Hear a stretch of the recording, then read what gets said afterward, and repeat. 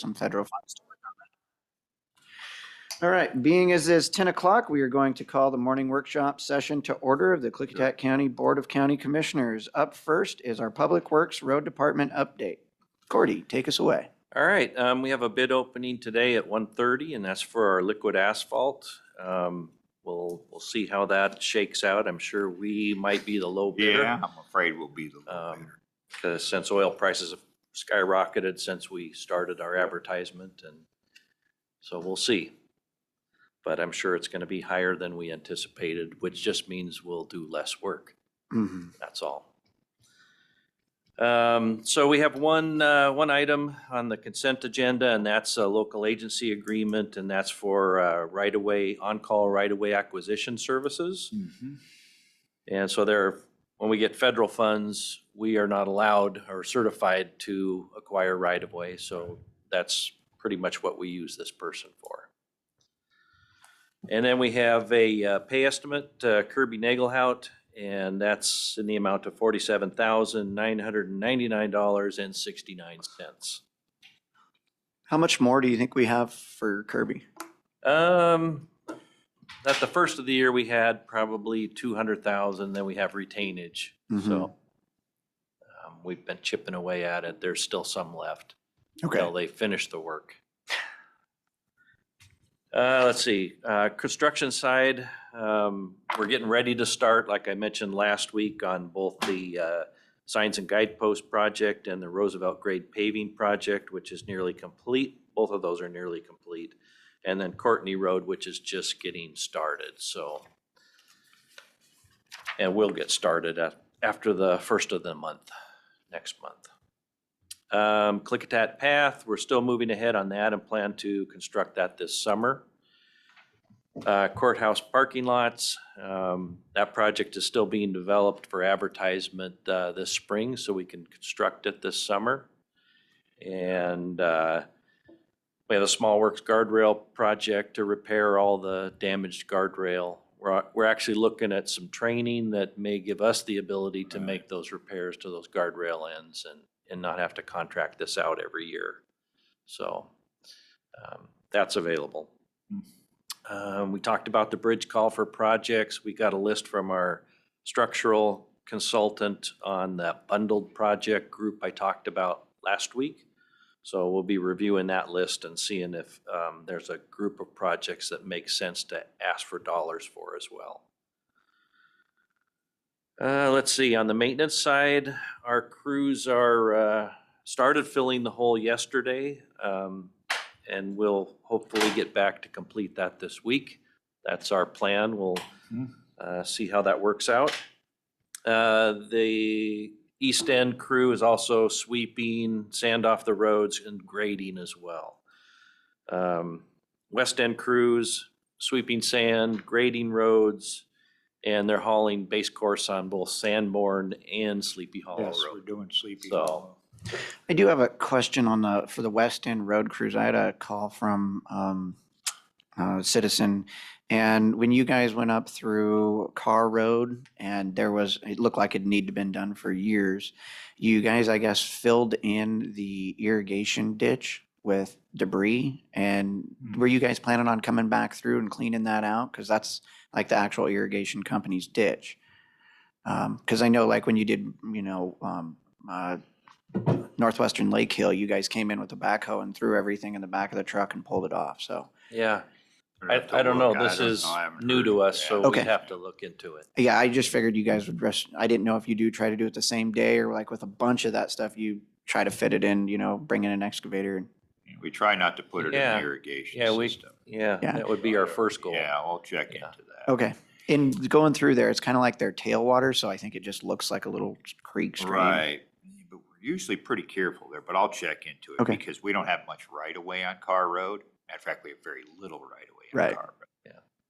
All right. We'll look into it. Thank you, guys. Okay, facility side. So talked about filling the hole and demoing Annex 3. So window covering. So one of the things that to complete being able to shut this room off to outside view from these windows or those We still have the two doors that do not have blinds. So if you're having an executive session, you can pull the blinds down on most of the windows, but the doors don't have anything. So this door actually lends itself, there's a pocket up above the door for a blind. The other door does not and probably shouldn't. So we have some film that we're gonna put on the windows at the big conference room and a couple other locations in health for privacy in those conference rooms. And so we thought we'd just add that back door with some kind of a film to kind of screen it out. So that, because during normal session, there's plenty of windows for people to see in and see what's going on. So it would just provide some privacy on that one and be permanent. That's the only difference. You'll But, still be able to see if there's somebody on the other side of the door, right? Or is it like completely black? we were thinking about doing some screening and then maybe because we're gonna put the county logo downstairs on the doors, those glass doors, and doing something like that. So there would be some places you could kind of see through, but it'd be kind of an obscured view Yeah. to look through the logo in the spots that aren't part of the logo, but you can, yeah. Yeah, I just don't want to be able to open the door and slide Yeah, into smack somebody on the somebody. back. Yeah, right, yeah, we still want to have that visibility, yeah, exactly, for safety. So, All right. yeah, Any thoughts? All right. we'll move forward Go with forth and do that. good work. Yep. Okay, so we had a long afternoon, morning and afternoon with the HVAC engineer and contractor. We walked through all the locations and talked about solutions for the different areas, because they're all, not all, a lot of them are the same. So they felt probably 10 to 15 locations where we have higher noise. They can fix that by dialing back the CFM on the units, and that should reduce that higher pitched hissing noise.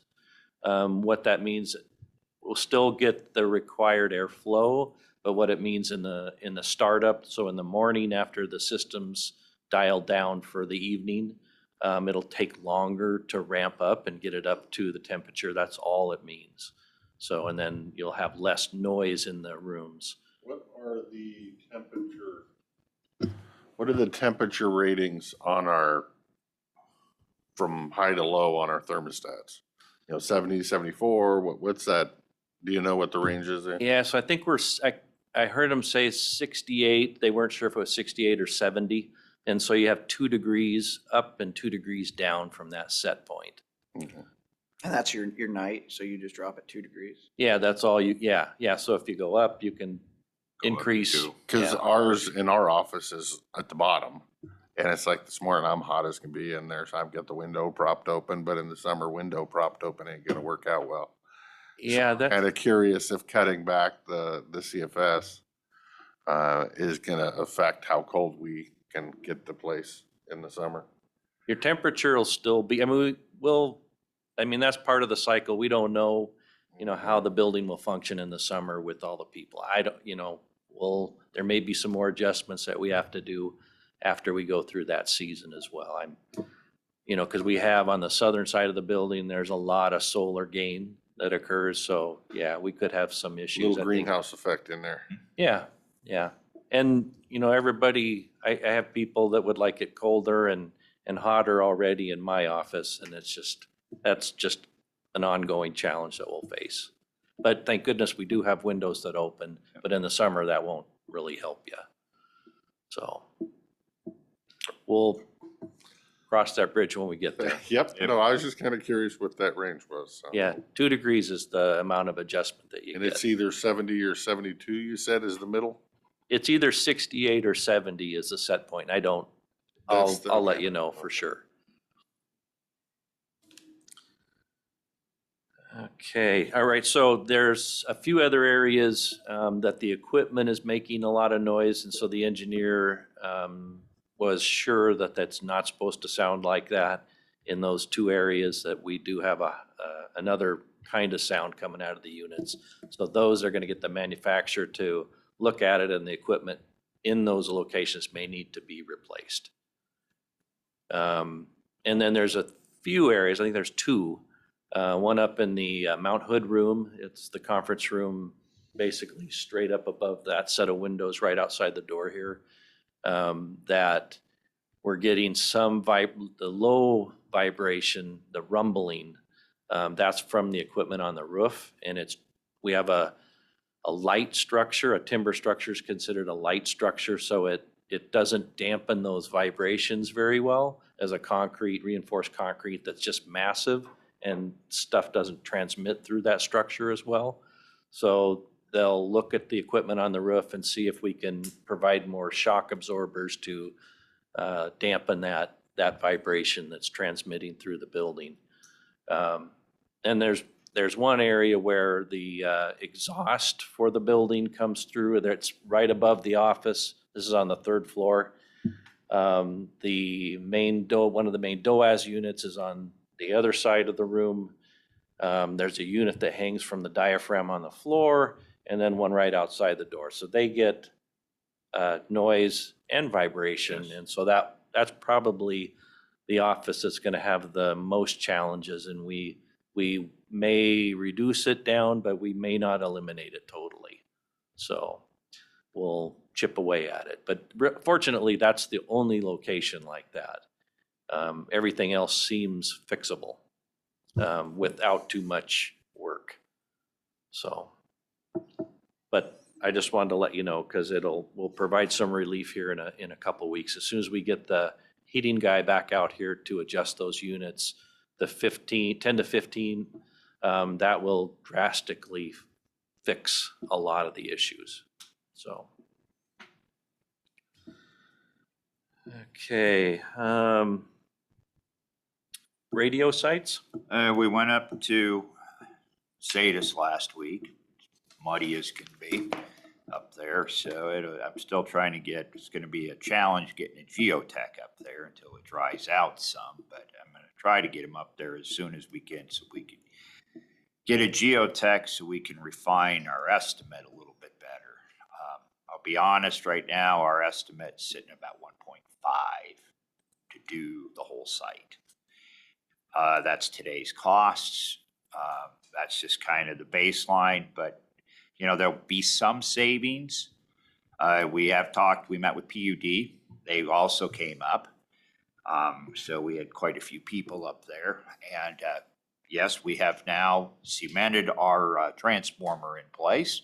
I mean, that's kind of figuratively speaking, not actually. They would prefer to wait till we build the road up there.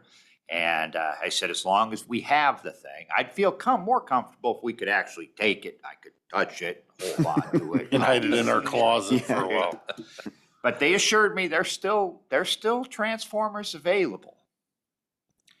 They still have some available as of right now. I mean, outside of the one that we have on call. But their next delivery is quite a while from here out, right? December, I think. Yeah, but they actually have 60 of them, they said. Some of them are spoken for, but right. There's still some available. They do have a few available. And yeah, so they're hard to come by, and it isn't just transformers, it's PVC. The cost of PVC skyrocketed to the point where they're using galvanized conduit. Really? It's cheaper. No. I can't believe that. No. I would prefer PVC myself, but. The plastic's made out of oil, so. Yeah. How much oil does it take to make Galvi though? Yeah. Yeah, it has to do with where it's made and that kind of thing too. But, so that's kind of where we are. We'll keep chipping away at it. All right, so we're starting to get notices from other suppliers, asphalt in particular, and material suppliers, rock and asphalt. So we received one letter that told us that we should anticipate cost increases every month. That's what they're predicting, and this month, starting next month, the hot mix will be $14 a ton more. So that's like a 19% increase per ton, which is a lot. And then another company, they had a surcharge on fuel, which wasn't as high. But I think we're gonna see those kinds of things throughout the year if we stay where we're at on our current course, which is not great for No. accomplishing things. It's not good for our project either. Yeah. So we're also in the process of updating our equipment rates for all of our road equipment. So those will be updated this year. EV charging stations out front. So just wanted to have a discussion. So we need to, in order to move forward with those, we have to sign an agreement with the company that would actually collect the money. So we've built the state, all the hardware is in place, and now we're working on the collection of the funds that we will collect potentially if we charge a fee for the use of those. So I have to move forward with the agreement, and then we can develop the fee and how much we charge. I don't, we're not gonna, there aren't enough electric vehicles in town to actually make that pay for itself for all the cost that's been invested so far. But we'll come up with a fee that's reasonable, something that other agencies are charging and is reasonable for our area as well. So, and then we'll have some kind of calculation, but I need to first sign an agreement with the company, and then we'll work on the fee piece. Are there multiple companies that No. that manage it? There's only one, and that's Yeah. based on what we install. What we installed, yeah. So you're stuck with that. How much is it a vendor. month? It's about $100 a month for their service. Flat rate, yeah. And then whatever you offset that with however many people you charge. So, I'm in favor of it. I already had one state department say, hey, we parked here and the darn thing wouldn't charge. And when are you gonna turn it on? So. okay. We'll move forward then. Yeah, move forward and get me prices. Okay. All right. So the other piece is the rooms in this building. We've talked about in the past that making those available to outside of the county to the public. But we really haven't developed that too much more. We've gone around and looked and, what's available here in town. There's people that charge deposits and that are refundable. We've done that in the past, but after talking with the treasurer, it probably will cost us more than it's worth doing. So do we charge a nominal fee? Some providers of a facility, the bank, the PUD used to rent their space out, but they don't anymore since COVID started. And so do we develop a nominal fee to do that after hours? I think we have a way to do that for people. We have card keys that we can give out that basically we can turn on and off their access with those cards, whether they're returned or not. And, the maybe some cleaning, we're not really sure. Expense associated with the use depends on who uses it. And then there's the technology in the rooms. So I know the room downstairs, we still haven't got that one dialed in yet. So, but there may be or could be questions. So if you provide that technology, the video conferencing piece, and it doesn't work in the evening, that's after hours. So there could be fees associated with that. So I think we have to kind of work through those with IT but when during work days, work hours, they're here, and that's probably not an issue. But in the evenings, it is for IT and potentially Public Works as well. So, Thoughts?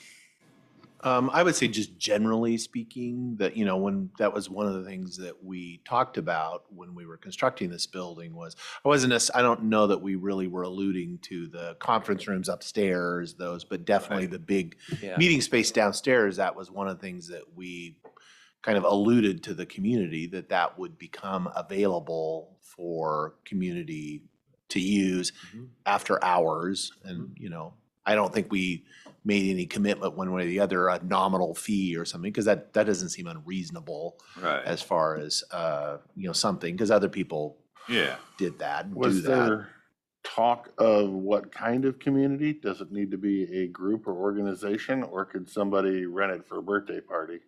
Hmm. I don't worry too much about group or organization, but if somebody rented it for a birthday party with no deposit, you might, it's not like you can blacklist them from using it again, Right. because you'll never see them again, so. I don't know. I mean, we kind of have a policy how we use the Pioneer Center, which Yes. I would assume we would want to be consistent with that. Where it's typically, yeah, it's groups. It's not, I can't use it for a family reunion, or a birthday party or Okay. anything like that. But We would direct you to the fairgrounds. there you go. So like an agency or a nonprofit organization, that kind of a group. Well, I know in White Salmon at the Pioneer Center, like, when people are in probate or something and you have to have competing sides and all that, you guys have rented it out for that as well. So, Hmm. so that's an option, I think, as well. I think down there after hours, we have required somebody A from the sponsor. county, a Yes. sponsor Right. to be there, because we Yeah. don't, here we have people to manage after hours events, We down don't. there we don't. Right. Yeah, that was So it's- during hours. Yeah, so during hours it's much easier to right, manage. Right. And up here, we do have that after hours capability, so it is possible. So, Yeah, I mean, for me, as long as it's modeled after the rest of our policies that we have with the, you know, Pioneer Centers, yeah, of course. It's the people's building. It's Yeah. dedicated to the people. so fee or no fee? I guess that's probably the next question. We charge a fee at the Pioneer Center, don't we? We charge a Charge fee at nothing. the Dallasport Community Center, Yes. don't We do, yeah. There's a nominal fee there. Yes. And then we do it at the fairgrounds. Most Right. other But the Pioneer places. Center, again, part of that is that you have to have a sponsor. sponsor. Right, Yes. so it's a county. So it's a county person has to go unlock it. And it's You have to certain get someone to level. donate their time to go do Right. that. Yeah, So, yes. Usually in the past, it's been a commissioner. yeah. Oh, yeah, I've unlocked, and that's when I discovered my ring of hex keys will work for the door. Otherwise, it's a block where the Keep the the door crash open. bar to Keep the keep the door- door open, because you Yeah. can't unlock it without, you have to go up underneath there. And if I forgot it, it's like, ooh, let me look at my truck. Here, I no have fee. one in there. This'll work. Fee or no fee? Not Depends on to- what the fee yeah, is. What yeah. is the nominal fee for, let's say, the Dallasport Community Center? I don't remember. 25. Yeah, If they clean it. yeah. Right. Yeah, Right. then there's a fee if we have to I clean was gonna say that shouldn't set anybody out. That's just kind of gets them on the book, and I don't know. I would say fee. If somebody's got a problem with $25, Yeah, but I'm conflicted because That's where I'm at, Yeah, I yeah. know, but it's like if it's a nonprofit, if it's a community, or if you're gonna give partner, waivers for some and not for not others. for and- others, it's And so I don't know. I guess I'm fine with no fee, and we can reevaluate if need be. I'd be fine with no fee, but if we have to clean it, you're gonna get charged for that. don't leave a mess. it. Yeah. Okay, we'll bring back something then. Okay. All right. Thank you. That's it for our list, unless you have something else. Yes. You alluded to it, but I assume, actually, although I didn't forward it, but we had 3 complaints about the state of Sleepy Hollow Road. Yeah. And what was going on there, and I We're gonna gravel, there's 3 roads, Sanborn, Sleepy Hollow, I think Lyle Snowed. They Okay. just kinda a lot of rock shifting, and there was a timber sale up there. Oh, You don't always get the whole picture.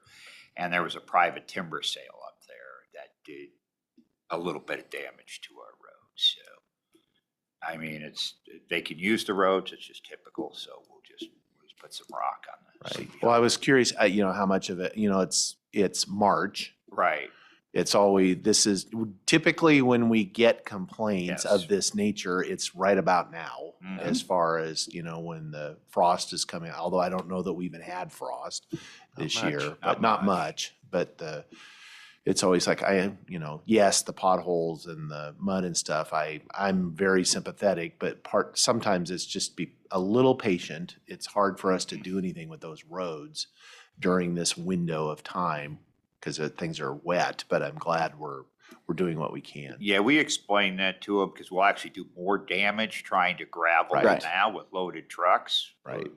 And then once you fix it, it's gonna rain a little bit more and it'll be right back. Yes. Yeah. We'll spot in gravel, we won't just, Right, start at one end and go to Yeah. the other. Okay, well, if I'm looking for a field trip, I'll Oh, go good. take a look at it. Make Thank sure you you. have four-wheel drive. Yeah, I always have four-wheel drive.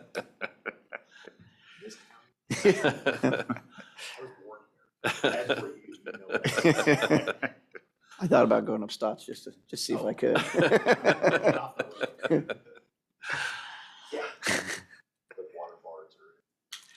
I don't have anything else. Nope. Thank you, gentlemen. All right, Okay. thank you. Oh, I do Director, have one more thing. okay.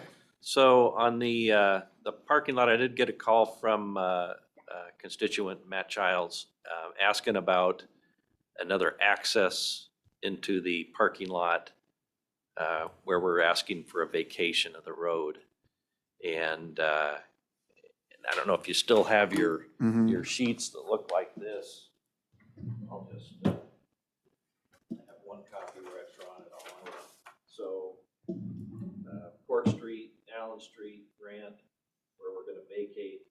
And we have kind of a one-way in here, and then it's two-way out, where Grant Street used to be.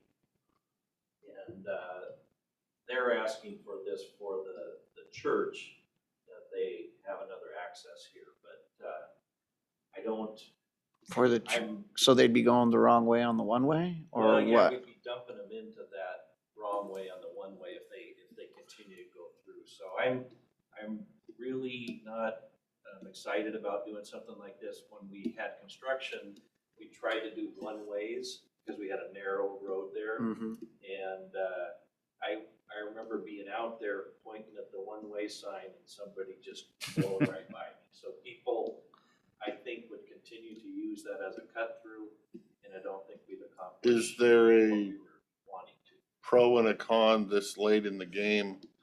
Right now, we have the entrance on the north. If we close off the north and make the entrance on the south, would that change much? Yeah, I'd have to redo the parking lot, yeah. Yeah, so it would be the design change. Because I've heard that option from multiple people, because all of our parking is gonna be accessed from this intersection, which puts a lot of traffic on that road and now no traffic on this road. Yeah. So outside of all I've of heard our that area. from numerous ones, right? Yeah. So. So, anyway, I'm inclined not to add that. Well, with it being a one-way, I don't see how you could, because then they'd come through and have to drive all the way around and you have more people driving through your parking lot. Yeah, I think people would just use it as a shortcut and they drive through the wrong way. That's what I think would happen, just based on what has already occurred as we've gone through construction. Right, and I would say for me, as sympathetic as I am to the church, their request as far as for the parking lot is not for the church parking. It's to serve the government functions of the county services buildings that are here. Yeah. And, you know, great that I mean, it's great on the weekend, they're not being It's used still for that. available, It's, yeah. it's available, and it's, you know, it's unfortunate that it's not as convenient because you have to drive around the block to go park, but You know, I got to remember the primary purpose of those parking lots is for folks to access the courthouse and the county services building. That's that's what they're for. You know, just like when we, you know, where this building was, where we had trouble with, you know, the van pools, you know, using up all the parking spaces for folks that were going somewhere else and just parking there. That was all fine until it impacted people couldn't park here to use the courthouse. It's like, that's not what it's for. So again, I'm sympathetic, but again, the solution is just drive around the block and you can Yeah. park there. Jeff, Title 12 road standards, are we getting back into the meeting swing of things, or where are we at there? Where we're at is I have to sit down and have like a week of uninterrupted time to write everything. Yeah, I mean, it's basically. When is that gonna happen? Yeah. Well, no, I got a plan for that. I'm actually gonna take a little time off at the end of May and I'm gonna write it then. You know, I'll just work from home or, you know, just do it and then I'll write it all and then present it back to the group. Okay. And most of them are pretty well aware because you know, I touch base with some of them on an everyday because, you know, we work in the same field. So, most of them know that, and I'm gonna put something out in a little bit to the group again to let them know. When do you think you'll have your write-up for the legal review on road widths to be able to turn in the lead to put in for that legal request? I sent it over to David. Oh, he's already got it. Okay. Yes, I sent it over to David Thursday evening. Okay. Thank you. Director King, do you need either of these gentlemen here for your update? Okay, just wanted to make sure we didn't need to talk about radio stuff. All right, Should gentlemen. have said yeah and then just made him sit in the back of the room all day.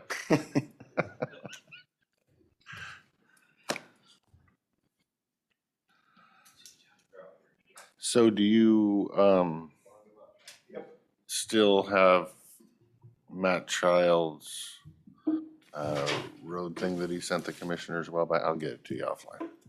Because we're gonna have you submit that to the prosecutor, so. I don't know that he's submitting anything other than his own legal opinion. It was, but the plan An was for you updated to update or the facilitate, same? because I don't know that he will. Okay. So I have it here, I'll find it. As is usual for my department, nothing stays the same for very long.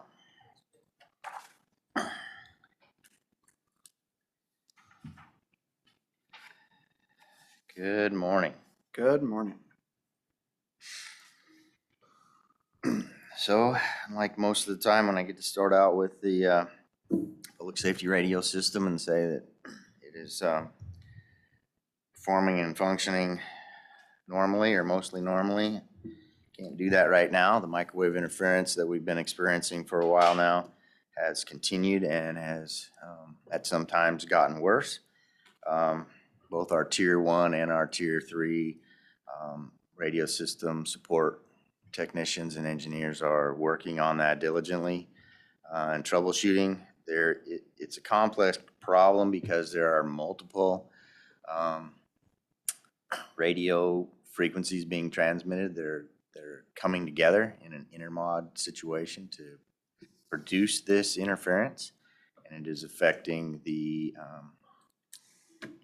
microwave between Stacker Butte and Kaiser Ridge, which means at certain times we have to turn off the Kaiser Ridge radio site. Sometimes, like is right now, West Ops is turned off at that site, and the Kaiser Ridge site provides radio service to mainly the Wishram area, but anywhere from Horse Thief Lake to Jekyll's Ranch, that area along Highway 14 is its primary service area. We have experience when we have it off completely that some parts of the eastern side of High Prairie has a compromised radio service for portable coverage as well. So we've been either turning on and off West Ops or the entire site, law, fire, all the other ops channels, page and all. as needed when the interference spikes. So, as I reported to Chairman Anderson, I think twice over the last few weeks, the troubleshooting is creating what is now a significant amount of added costs that weren't budgeted for, can't be planned for. Anytime you have radio interference, it's a time-consuming troubleshooting process. Our tier 1 maintenance providers, actually, and tier 3 did a significant amount of work leading up to last month at no additional charge under our support contracts. But then, as they delve into it deeper and spend more and more time, had to start charging us time and materials.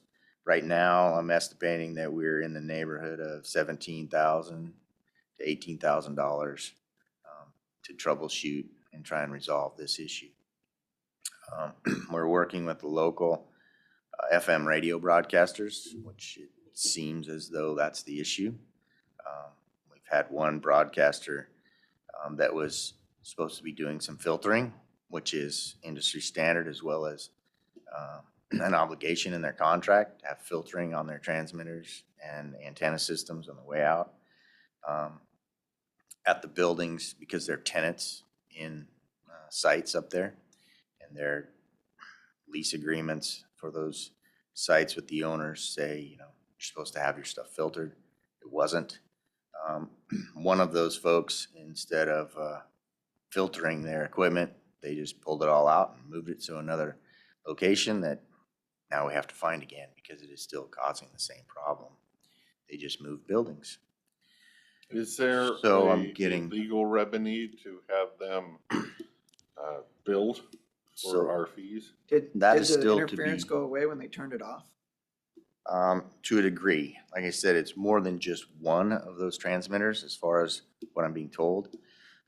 In our investigation and troubleshooting efforts, it's at least 3 of those transmitters that come together, and one of them at high power, that then cause the intermod that's on our frequency, because it's not even in our frequency band. Each individual FM broadcaster isn't. So they're working through all that. And yes, those avenues of legal action will have to be determined as we get down the road. Right now, I just need to figure out what's causing it and get it to stop so we can get our radio service back.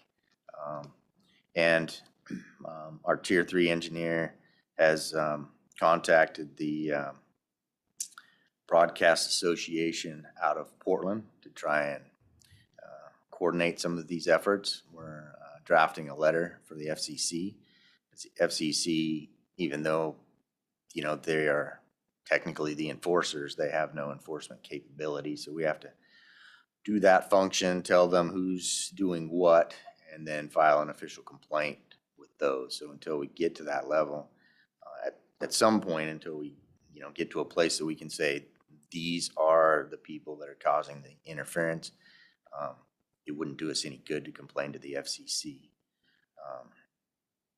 But yes, all those avenues are in the works.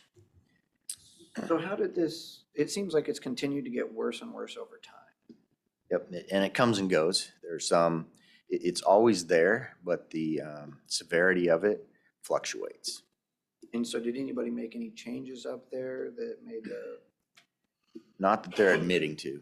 oh, And we're also now starting to look into the local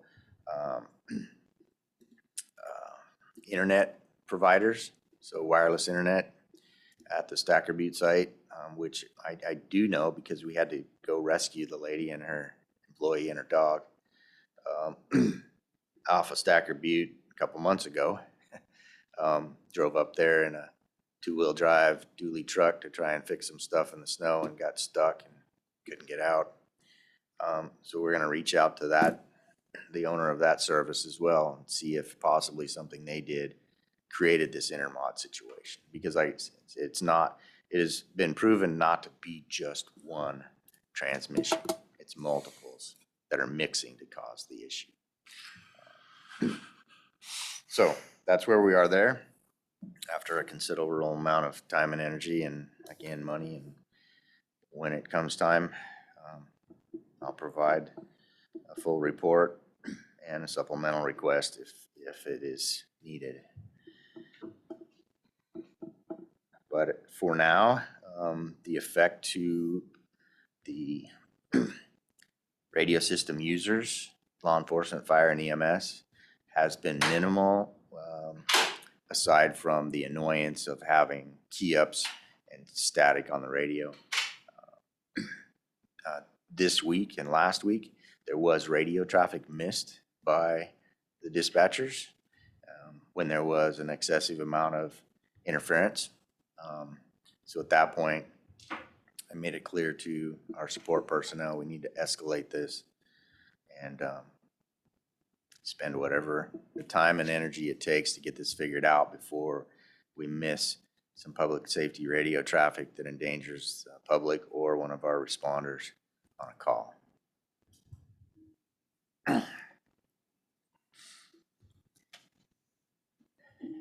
Any questions? On the maintenance side, put everything on hold because the microwave interference takes priority, as well as most of my lease agreement work. We do have some new leases that need to get drafted and executed, and some current ones that need to get updated and so on. But as you can imagine, my priority is the current interference.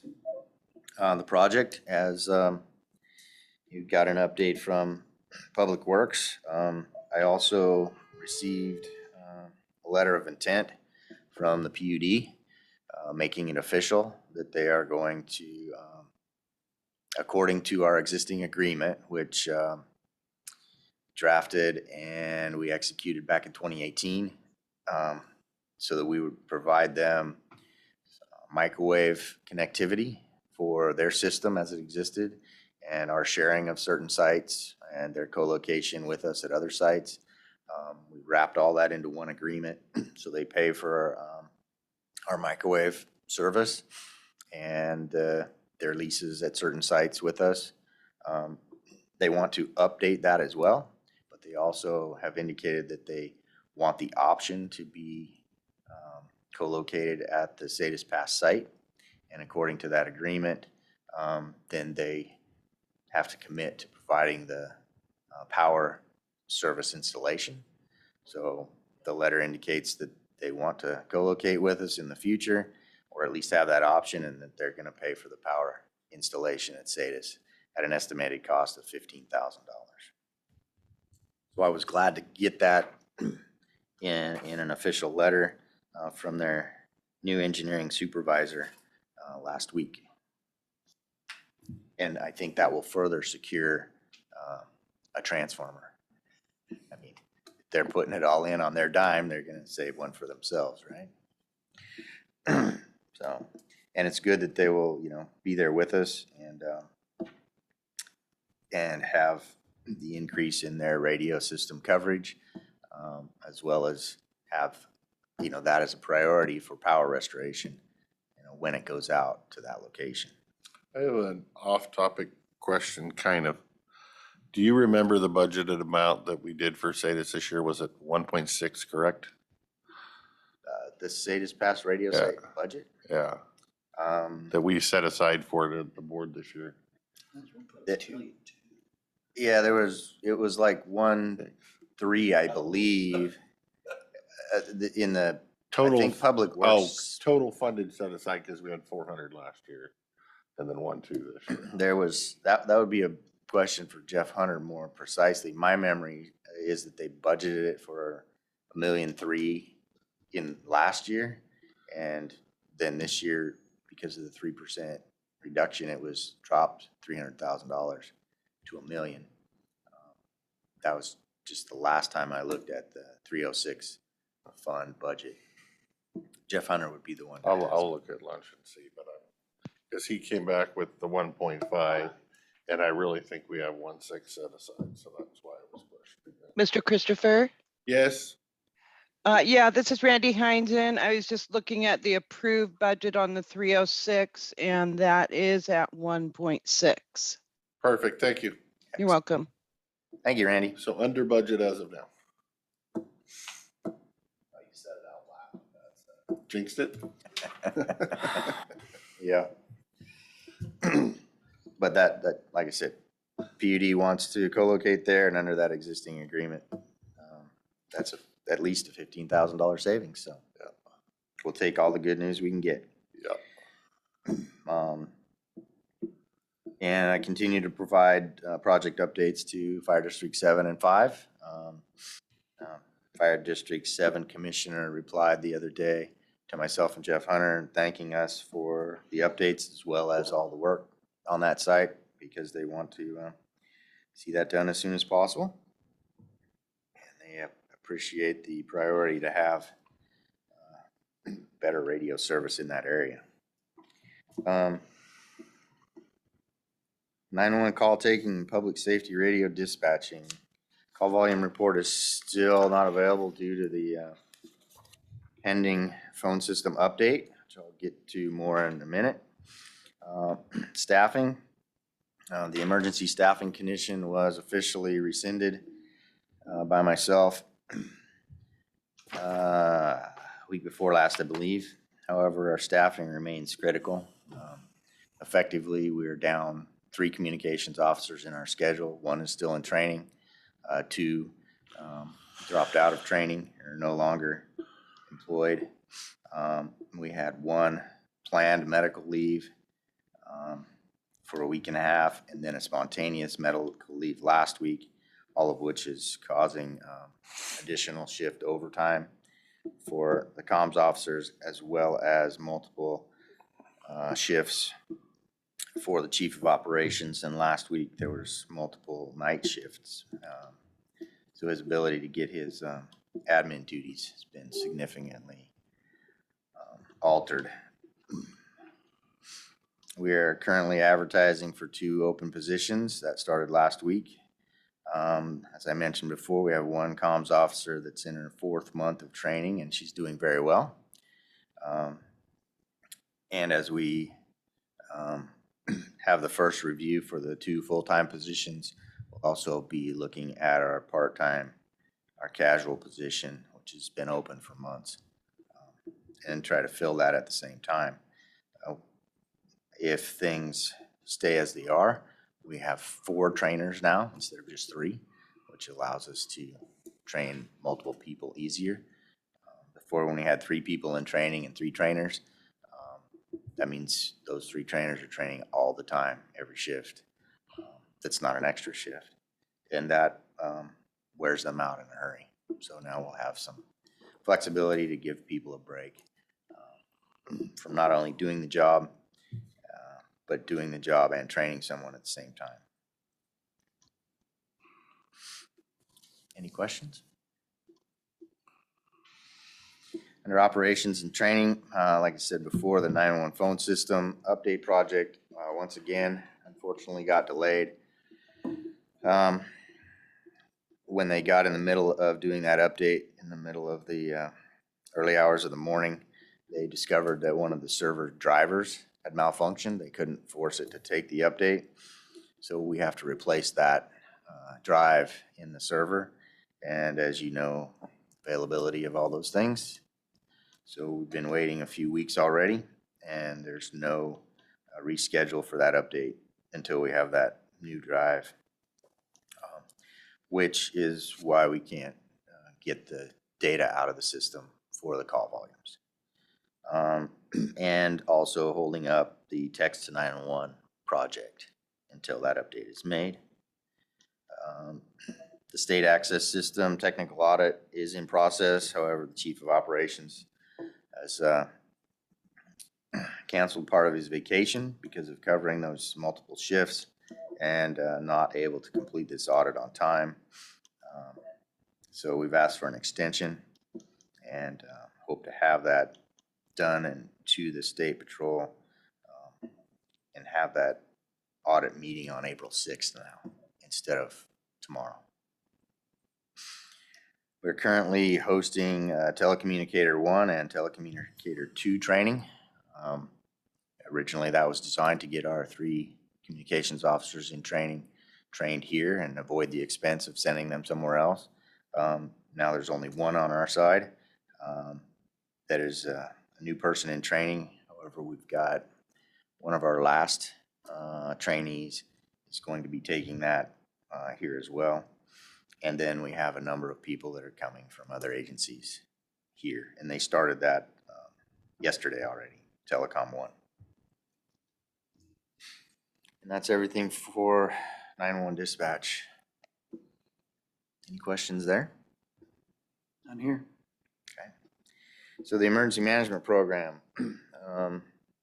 we continue to, I say we, Frank, at my direction and approval, continues to receive and submit to the state or provide from our own stocks PPE. Just today, he's delivering 2,000 masks to North Shore Medical for public distribution as part of the state's increased effort to get a higher level masks and N95s to the public. They've got enough people still asking for them that they needed more. The Washington State Emergency Management Division has begun the after-action review process for the COVID response, as they are currently scheduled to terminate their Emergency Operations Center activities on July 1st of this year. And I attended that after-action review, that preliminary meeting last week to make sure that small rural counties like ourselves were represented and our challenges during the COVID response and how information did or didn't flow, how logistics were handled, and so on and so forth. And my understanding and belief of the circumstances is that at the highest levels of state government, the State Emergency Operations Center was not being informed, so they couldn't tell us. We had to learn about many, many things on the media releases from the governor's office at the same time as the general public did, and that is what kept not only us but the state EOC from effectively doing their job in this response. And I made that clear both on a survey and during that meeting. Hopefully that message gets through. What effect it'll have, I have no idea, but it needed to be said. Any questions? No, but I will comment. As far as your last statement, I agree with that. And I know it doesn't give you any comfort, but it was not restricted to only that function. We had the same issues with the State Department of Health and where there just was a lack of communication or at least a willingness to disseminate information down so that everybody could do their job. And hopefully before our next pandemic, we get or frankly, any sort of emergency situation, That's what we get that worked out, because that was not a recipe for success. And I think a lot of our difficulties are just a result of that. The unwillingness to share information for whatever reason. Yeah. Down to us that actually implement and make decisions locally. Yes. And that was another point I made in the survey, but also was brought up in the meeting by others. The inability to actually use the incident command system as we all train for and know in incident management teams and unified command. I mean, all the stuff that in this industry, that's, and as, executives, you had the training for and take that. And in all of our policy group meetings, how that works. So at the state level, that failed. The comments were, whether it's the next pandemic, whether it's Cascadia Rising, the seismic activity, earthquake that they expect to happen anytime. If we can't function during a pandemic, which kept all of our technology, communications, systems were still working, if we have a Cascadia subduction zone event of the nature that they are predicting, that will either be seriously compromised or not available, and our response won't work the way it was handled in the COVID response. So hopefully, like I said, people are taking that seriously, and it will get up to the highest levels, because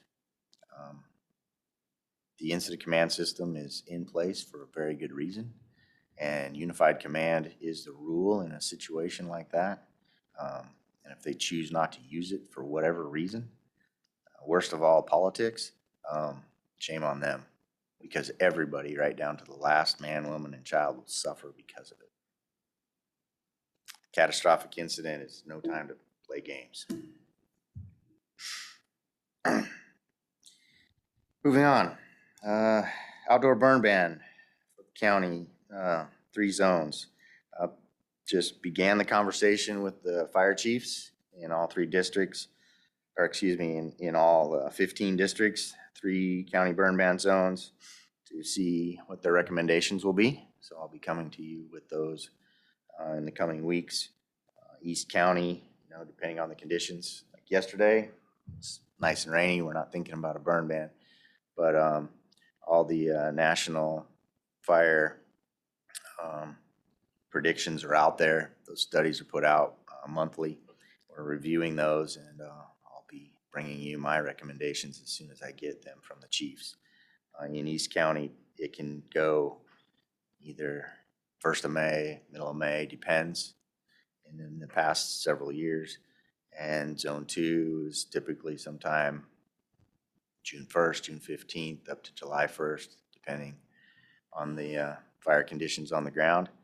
And then Zone 3, same thing. The latest I will recommend doing it would be July 1st, but we'll wait to see how the weather progresses. And then the changing of the county code to update that burn ban and make it more, I'll say, clear and reasonable to understand, has not been within my capacity in the last year to get done, and now we're out of time. So I'll continue to work on that as the opportunity presents itself. Under training and exercises, Frank is continuing to conduct the volunteer meetings and trainings. In April, we have one of our volunteers who is career Coast Guard and incident management response team member for Hazmat. He's an environmental safety expert. Great resource for us. On April 7th, he's going to put on a training for hazmat response. We've invited all of the fire districts and departments to send one person for space capacity reasons, as well as our DEM volunteers that'll be functioning in the EOC. And then on Saturday the 9th will be a whole day tabletop exercise based around a hazmat incident in our county, which we know can happen because it's happened just across the river, and it did affect us. Mosier train derailment on the weekend of Springfest, and the prevailing winds were not our friend. They pushed all that smoke to the northwest instead of to the east, right over the town of Bingen and White Salmon. Emergency management program grants are as listed. One of the things we've been notified by FEMA under the Small Unmanned Aerial Systems program that we've been trying to get done under the 19 State Homeland Security Program grant. FEMA has changed the rules about purchasing those equipment for UAS under their grants. You can no longer buy anything that is made in China. So that's not necessarily, the wrong decision, but it limits our options, and the best small UAVs in the world are made by China.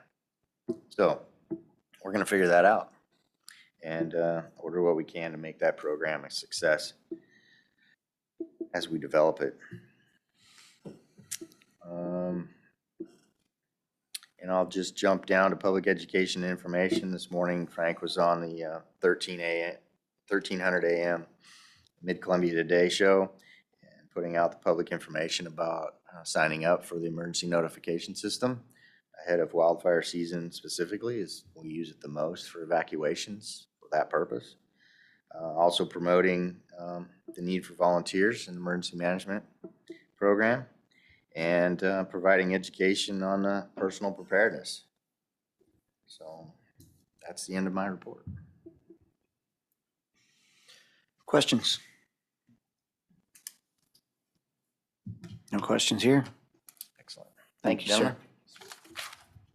Have a great day. You as well. All right. Well, we're a little early. Do you gentlemen have anything you'd like to talk about? Let me look. We can do it now, we can do it this afternoon. I can give an update. I did go over Wednesday with the Yakima Nation Tribal Housing Authority to discuss. We're still working out the details on the PILT, not the dollars, because that's all set by the funding, the national, it's like the national, Thank you, Jeff. tribal housing, it's the housing association. It has written into there what the maximum, which they're offering to pay the maximum payment in lieu of taxes, which is still, we all readily acknowledge is about 20% of the cost to provide the services, but. So how much of an impact is this going to have on the school? And Well, and they did, the school superintendent and their facilities director, so came as well. And then also the fire chief and a fire commissioner came over to just, again, there's not a whole lot to talk about the dollars. It was just more, it was as much about, they have two families have moved into the project now, and that they had committed to just keep us in the loop and keep the communication. So this was as much about that as anything, just a chance to meet with their board. so Say how hi. many total kids do they think they're going to have? They potentially could have, there's 48, there will be 48 housing units there. So they could see an increase of, I think they're projecting upwards of 100 students into the school system, which will be a significant impact because the funding, and I'm kind of out of my lane, but so check my math. The Wishram School District as a small school, so it's not on the normal funding scale. It's a flat where they get so if they get they can have up to 150 students, they get the same allotment. And so until they go over that, they really get no more funding. They're getting more kids with no more funding. Ooh. So it's potentially could be a real issue, because if they actually, what they say, if they actually get that many kids, they don't physically have the space, and they would need additional, if that materializes, then they would be eligible for, I mean, if it really hits that level, they would be eligible for additional funding. And then they are in contact with the superintendent of public instruction. They're aware of the situation, and there seems to be some indication there's some dollars could be available to them. So that's like the biggest development we've had in the county in years and years and years. Right. So I did, on my way home late in the afternoon, coming back, I had said, I've been, being a former general contractor, I'm very respectful of job sites. And so I have purposely not wandered up through there until I was invited. And so they did, they said if I wanted to stop on my way home. So I did. So I went and toured a couple of the model units that are done, that they don't have people in. It's really nice. They Are these just like 3-bedroom ranch, 1,500 square feet? Yeah, they're 3 and 4 bedroom, I think, ones. They're they're nice, they're beautiful units as far as they're really high quality construction as far as the site manager estimated they had probably close to 350,000 per unit into them. So Now, what's their plan? Are they rehousing their community members that already live in the county, or are they bringing down new community members from other counties? Do we know? I don't know. It seems like in earlier conversations that they're trying to target folks that are already here, but I don't think it's limited to that. They did kind of indicate they're having some challenges with folks to get people to relocate if they're not here. Just because the community of Wishram, the store is closed now. There really is not a lot of services available. That it's a fairly remote site, especially if you're used to living in the Yakima Valley. Right. Well, And and that's so- kind of what I'm trying to figure out. Are they moving them from Georgeville, or are they going to be moving them from White Swan, or what are they trying to? I don't know. I think they have I thought it was supposed to be for some of the fishing. and the folks in Lyle that they would move because that they had indicated they're hopeful that they'll be able to do some cleanup of stuff out on the peninsula because they will move those people and get them into permanent housing there. But I can't really speak for the tribe, but that's the indication. Because I think they're, it's the folks that are eligible. These are low and very low income folks. That's how they qualify. They do have the two families that have moved in. The one family does have school-age children, and the school that they have begun attending in Wishram. So a couple kids there. Their biggest concern on the part of the tribe was the concern that until the PILT agreement was signed, that we would provide no services.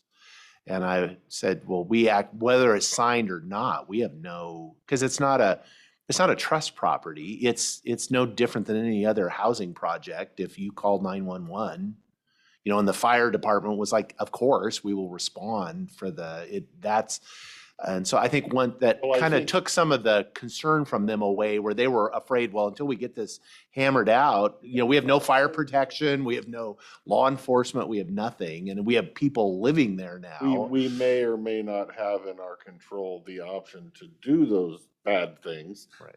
But I don't think this board would, so No. they might have been overreacting to that Right. potential. Right. So they're citizens. We have to provide services. So, there'll be no difference, but we will get it worked out. And so we're working with the prosecutor's office. They're kind of working out because we had some concerns with some of the language that referred to, there was some inconsistencies in the language in the PILT about tax exempt versus, it's like we didn't really see that it needed to even be addressed in there. The PILT agreement is they're required to make this payment whether they were tax exempt or not. It's not. And so unless that's a requirement from their funders that there was certain language had to be in there, we just kind of wanted it stripped out of there. And so they didn't seem too concerned about it either. It's mostly the lawyers need to work this out. Side issue that you kind of brought up and brought into my thought process with Lyle Point. Mhm. What is that boat ramp there? Do we, as a county, own any property there? Yeah, we do. Actually, the boat ramp and if you look on which I'm sure Jake is doing right now, the JS map, it'll show the West side of that field on the. We had them actually go through and kind of survey that 3 years ago because we wanted to be absolutely sure, but we own county right of way all the way to the river. Water. See, that's all county right away. What's And that then property? that's county, Klickitat No, County. the next one. over Oh, to the that's left. Trina Wheeler's Yeah, there's private to the west. to the west. Yeah, because it's And then just, that's there's all just the hardly tra- any parking down there at all. And then, other so than then, along that road out here, that access road. Right. So, Yeah, I think we're kind of, yeah, we only are down inside the, between the bluffs, yeah, down in there. so the stuff to the west of that, is owned, it says Yakima Indian Nation. So does that not make it trust property then? Because then all the others, the rest of it, the lots are Yakima which one are Nation you- Land Enterprise. Yeah, so this is all Land Enterprise that was bought. And then there was this one that's, Right, that's probably trust land. is it trust land? Yeah. Okay, And then this is this the is our Trina. road. Yeah, this is the, yeah. Mhm. I just know it's on our, It is on our we're looking to do an improvement on that boat ramp. and Right, but it's Parking like- lot and, God, you gotta do something with a parking lot in there if you're Yeah. gonna do anything. yeah. It is, the boat ramp is primarily used by the tribe, right? It is now, as far as it used to historically, was heavily used by local By folk. That's where recreation. everybody put your boat in and water skied out of there. I spent a lot of time there. Yeah, it's still used. by Yeah, locals. some So people use it. you salmon fishing off Lyle Point right there. It's, Okay. Okay. I haven't But spent much again, time it down there. comes down into a parking issue. That if you're not first, you may as well be driving somewhere else. Yeah, there's not a whole lot of room. There's not a lot of room down there. Okay, Okay, that's all I had on that. I had a little update after our discussion about what to do about the judges' salaries and how we're gonna go from that. I finally had a chance to talk with Mayor Marla.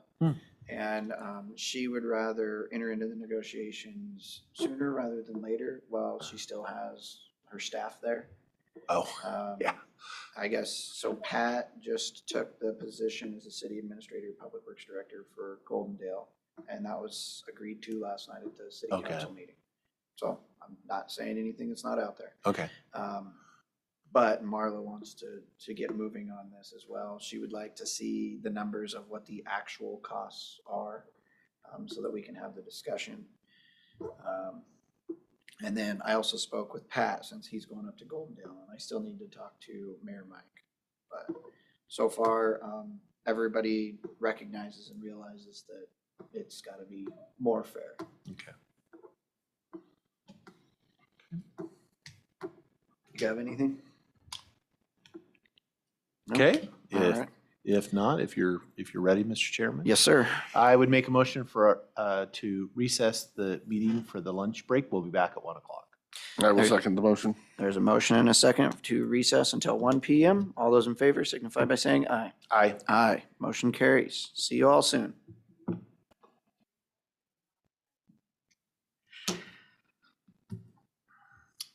Being as it is 1 o'clock, we are going to call the regular business meeting of the Klickitat County Commissioners to order. We are going to open with the Pledge of Allegiance. I pledge allegiance to the flag of the United States of America and to the republic for which it stands, one nation, under God, indivisible, with liberty and justice for all. You jumped the gun on me. I did. All right, let the record show all three commissioners are present. Mr. Chairman, I make a motion that we approve the business agenda as presented. Second. There is a motion and a second to approve the business agenda. All those in favor signify by saying aye. Aye. Aye. Motion carries. Mr. Chairman, I would make a motion to approve the commissioner meeting minutes for March 1st, 2022 and March 8th, 2022 as presented. I would second the motion. There's a motion and a second to approve March 1st and March 8th minutes. All those in favor signify by saying aye. Aye. Aye. Motion carries. With that, we are going to move into citizen comment. Comments will be limited to 3 minutes per individual, and the commissioners will be responding at 1:25. So, yes, I wanted to speak when you get a minute. you want to speak? Mhm. Oh, okay. Before citizen comment? Yep. Oh, okay. And what we will do is Commissioner Christopher would like to say something, and then we will, as always, start in the room and move online. Commissioner Christopher. Yeah, I just wanted to point out that Thursday we did have citizen comment on our workshop as well. And I would like to thank the people that commented for the most part on that, is I thought it was a very good dialogue back and forth. It was not mean-spirited. It was very educational. And that's what I believe citizen comment should be all about. So I just wanted to take a minute to thank those people for that. I thank you very much, Mr. Christopher, and I would second that. Everyone used their best manners. With that, citizen comment, we will first ask in the room. Would you like to provide citizen comment, sir? Please come forward, tell us your name. I can sit. Yep.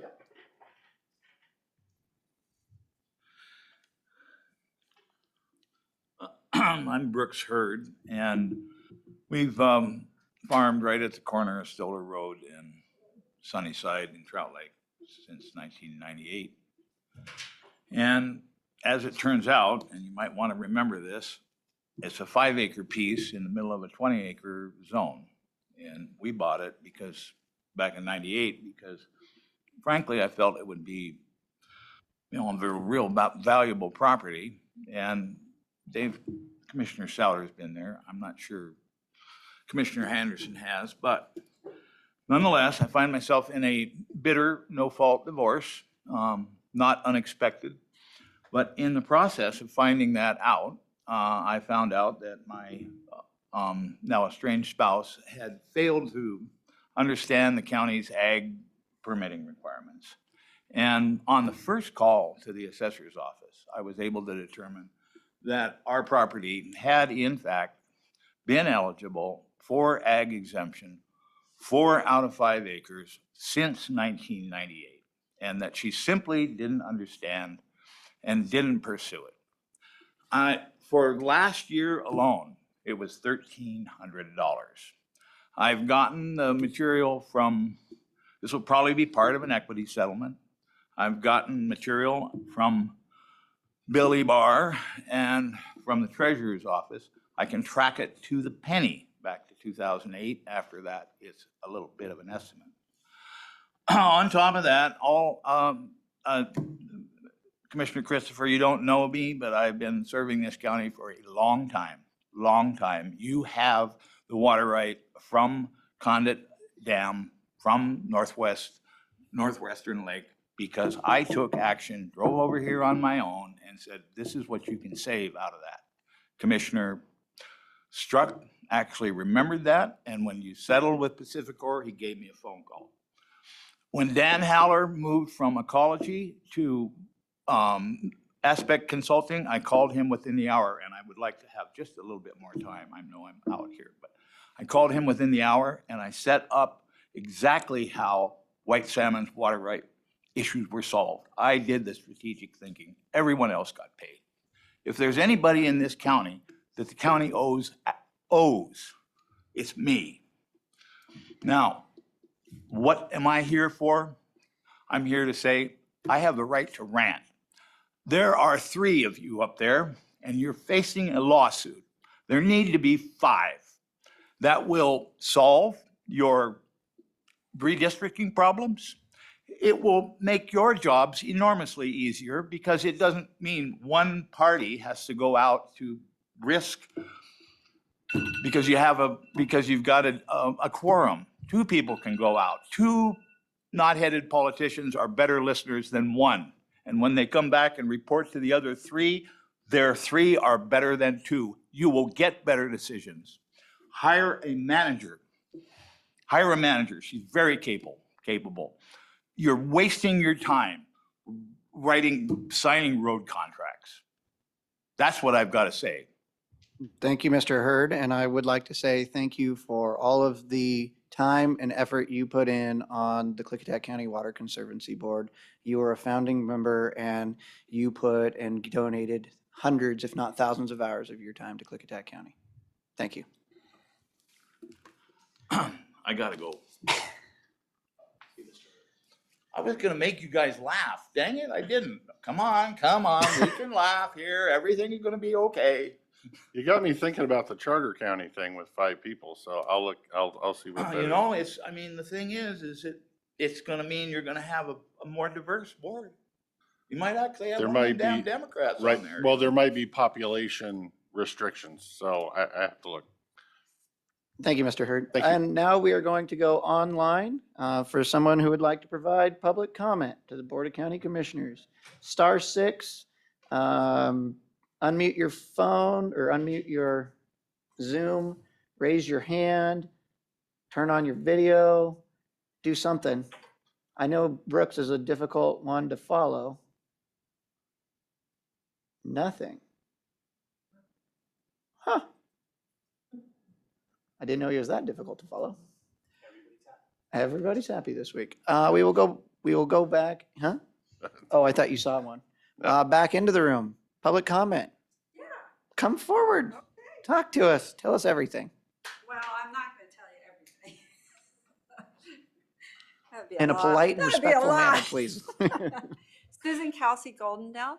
I was wondering about, did you resolve the charging stations, the, what are they called down there in the parking lot? The electricity charging stations? I know that the last time I remember, you guys were talking about that they were offline, they're not connected.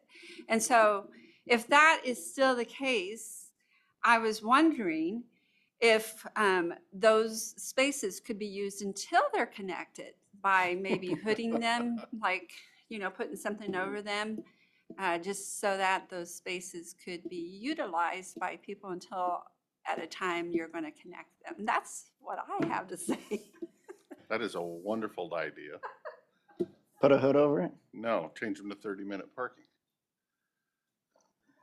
Okay, back online. Thank you, Ms. Kelsey, for your public comment. Is there any public comment from anyone online? Sherry Bosque. Good afternoon, Commissioners. Last week I had asked if each one of you would respond to what you know about the Carriager solar project. I saw something, an ad in the Sentinel newspaper the other week, and then just this last week, my husband and I received 2 postcards, one to each of us, talking about Carriager, a project to be located outside Goldendale. As we know, there's been a lot of talk for over a year now with the community asking for the commissioners, how does this happen? You know, how are you going to use the conditional use permit? And if you knew anything about the solar going outside of Goldendale, and I believe we've been met with, you don't have any plans yet, you know, really nothing, because you have no plans, no application. So since the news has gone out, I'm sure you have had some information given to you regarding this Carriager project. So I'm asking the commissioners to finally come forward with the citizens of Goldendale and Klickitat County in general and let us know what this Carriager project is. I am requesting that you hold the town hall to discuss this Carriager project that is obviously out to the public right now. You have a responsibility, you're public servants. I am asking you to hold a town hall, to be honest, to be transparent, and to talk to the citizens about this solar project. It's only right that you do this. If this solar invasion is to come to Goldendale, the citizens, the people, you have the responsibility to inform people so they can understand what's happening. So I would like to know which one of you do know of the Carriager project, and I would like to know, and I don't want my question, you know, ignored again today. Will you hold a public town hall to discuss this Carriager project with the people of Klickitat County? Because I want to put on record that once one project gets into place, it sets a precedence, and that's when the takeover, the invasion of solar will happen around Goldendale. So who knows about Carriager? Which commissioner knows? Obviously, Dan Christopher must know. He recused himself from discussing this project. And will you have a town hall with the people so we can discuss this with you? Thank you. Thank you, Ms. Bosque. We will go back into the room. Nope. All right, back online. Public comment. *6. Turn on your video, raise your hand.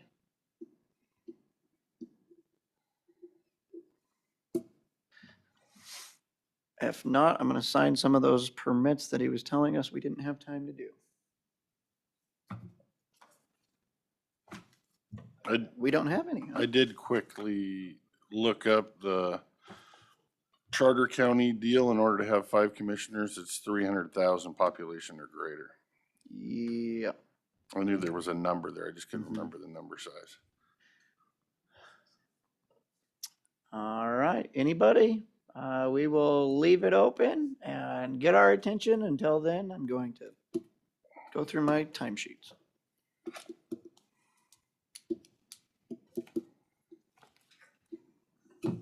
What a day.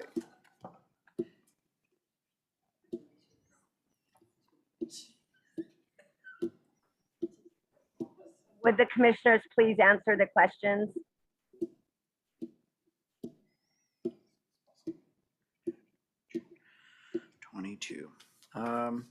If we have no one that would like to provide public comment, I would open that up for my seatmates if either of you would like to say anything.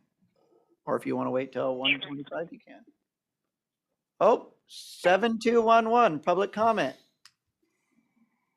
Greg Wagner with Cease. Last week, Mr. Souter said the only way you can hold a town hall if there is an action. And I would like to say that the Bluebird DEIS is an action. So you do have a reason to hold a town hall with the citizens.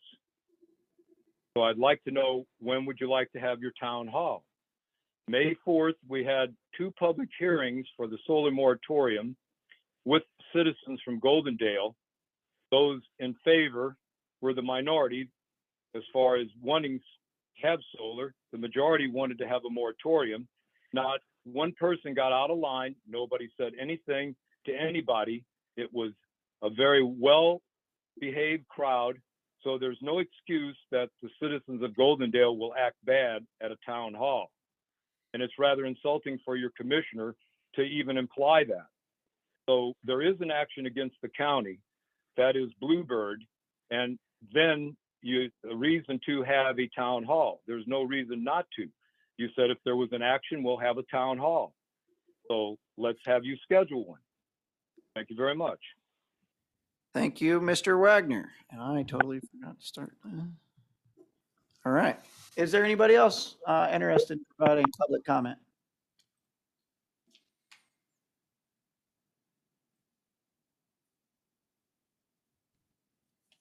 Would either of my seatmates like to respond to anyone? I can go, or you can go? I'll go first, I guess. I'll answer as far as to Ms. Bosquet's questions first.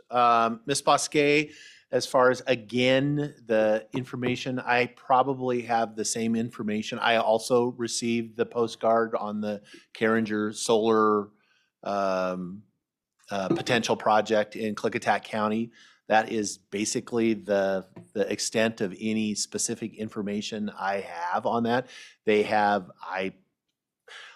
My understanding is that they have had preliminary meetings with planning staff, which is typical when someone is planning to potentially have a huge project in the county. That would be, I purposefully stay out of those because that is any action that would potentially come before the Board of Commissioners. I don't want to have to recuse myself where I have met with it. I've never met with any executives. I don't even know, I've never met them to my knowledge. I don't even know them. So I know nothing other than what perhaps you know as far as that has been publicly available. As to the question of a town hall around that project, there will be a public meeting. If in fact I would suspect that they will, if they've gone to the effort of sending out postcards to apparently everybody in the whole county, kind of announcing the project that they're planning on doing it. They have not submitted an application yet. I suspect it's probably imminent based on that. When they do, there will be a whole public process that they will go through during the permitting process. So there will, as there has been with others, there will be an opportunity for the public to comment on the specific project once they submit the application. And that is the process that is laid out both in our county ordinances and in the RCWs. As to the Mr. Wagner's comment, responding to my comment, which was about the town halls, in most of those circumstances, there is some action before the board. That I stand by that. As far as, yes, there were two public hearings, public meetings actually those were public hearings on the moratorium. That was the action that was before the board. We were taking public comment on should we maintain the moratorium or should we rescind the moratorium. We took public comment on that. That's what I'm talking about when I say a specific action before the board. An action is not just a controversial thing that's going on in the county. It is there an actual decision point that is before the Board of Commissioners? And yes, I have never, if I have indicated that I was disparaging the people of Goldendale, I certainly never meant that. I have done many, many meetings in Goldendale over my 15-plus year career as a commissioner, and I have found those to all but one to be respectful and everybody follow the rules. I would have every expectation that the next public meeting that we host here in Goldendale, that is my expectation, and I would have no qualms about doing that. But just because you want to have a meeting to talk about a specific topic, that's not an action before the board. Before Commissioner Christopher responds, we have more people that potentially would like to provide public comment. Is there anybody who is in the room that would like to provide public comment? How about online? I saw we've had a couple people join. Does anybody else want to provide public comment? This is your time. We're all statesmen. We could talk forever. I'm not seeing anyone. Commissioner Christopher. Yeah, so I guess I'll take them in order. Brooks Herald was talking about increasing the board size from 3 to 5, which is essentially changing it to a charter county. You have population limits. You have to have at least 300,000 people. That's the first step, so we can't do that. Charging stations, I agree with you. I would like to see the sign change from charging station to 30-minute parking only or 1-hour parking only. I've mentioned that a few times. I will continue mentioning it until I either get a yes or a no. And then it will be, because I don't hold grudges. If the board says no to an idea, I drop it and move on. Carriager Solar. I had one meeting with the company way back. I believe it was the morning they were having their open house in Goldendale, whatever, a year ago, where for the most part, I learned probably more at their open house than we went over in the morning. But that meeting is not why I've recused myself from their solar operation. I just wanted to make that clear, and that's all I have. Okay, back to public comment. Is there anybody who would like to provide public comment? Excuse me, can Commissioner Christopher clarify, did he say he recused himself because he had that meeting? I specifically said, for the reason that your question is asked, that is absolutely not why I recused myself from that. I had one meeting with them and it has absolutely nothing to do with recusing myself. Okay, thank you. Can you please explain why you recused yourself from Carriager project? I already have. Thank you, ma'am. Tracy is unmuted. Hello. Thank yes, you. please. Hello, I'm Tracy McCune from Lyle, Washington. And I see that Jeff Rowe, Tim Nair, and David Quisnell are on this Zoom meeting. At least they were a few minutes ago when I checked. So my first question is if you could provide the acronyms that are in Jeff King's notes of what the grants are. I couldn't recognize any of those acronyms. And then my second thing, so I have been a victim of identity theft. And this is confirmed by, I just received my credit report and my name isn't even accurate.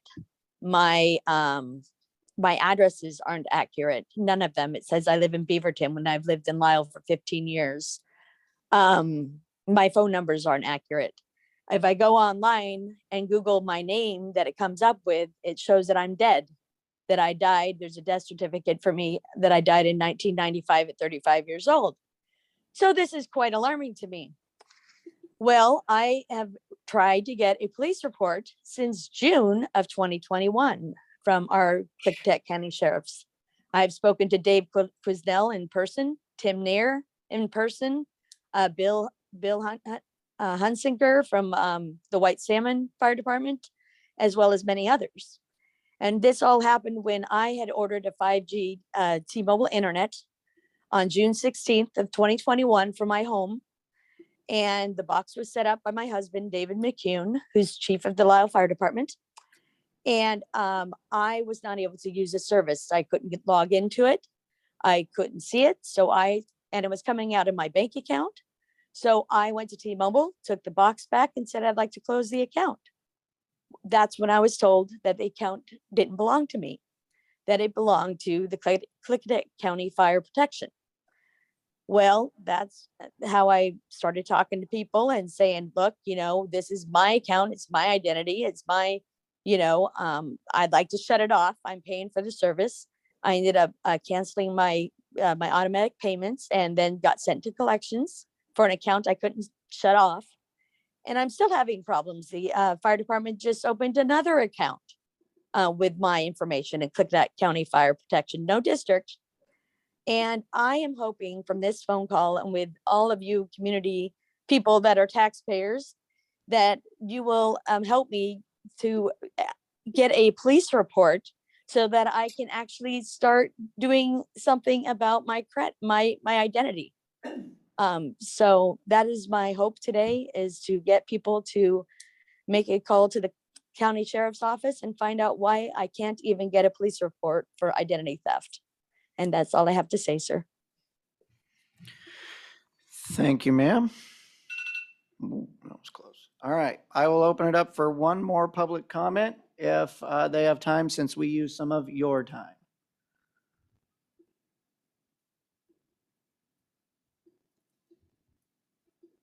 I'm not seeing anyone.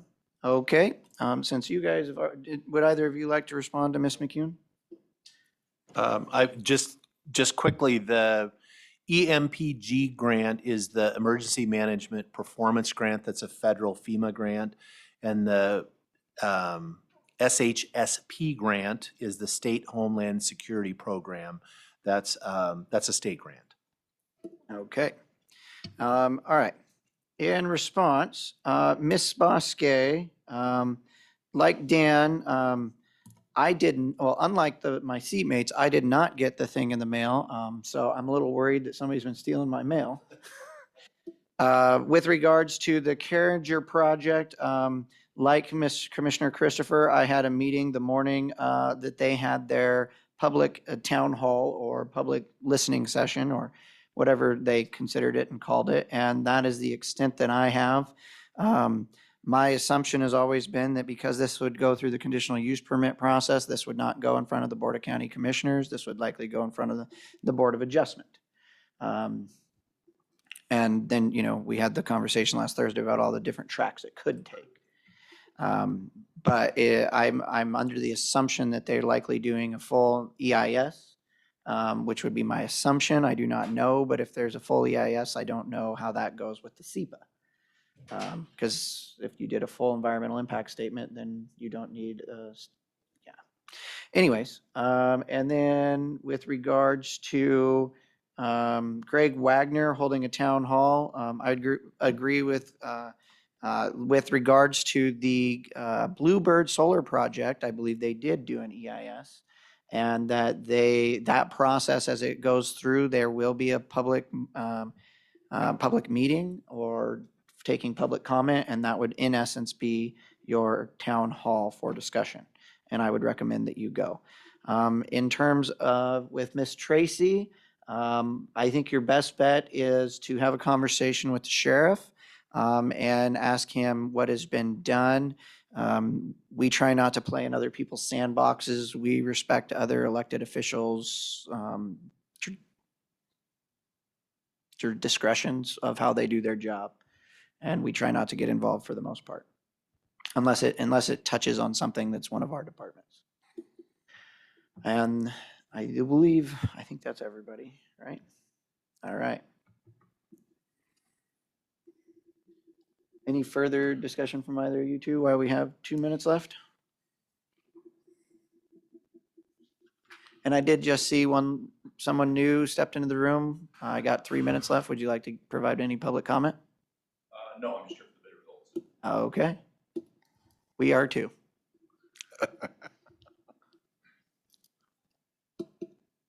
All right. We got 3 minutes left. Is there anyone, last person looking to provide public comment?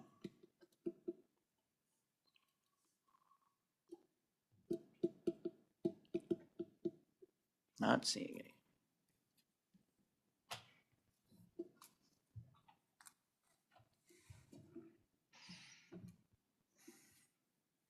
March 1st.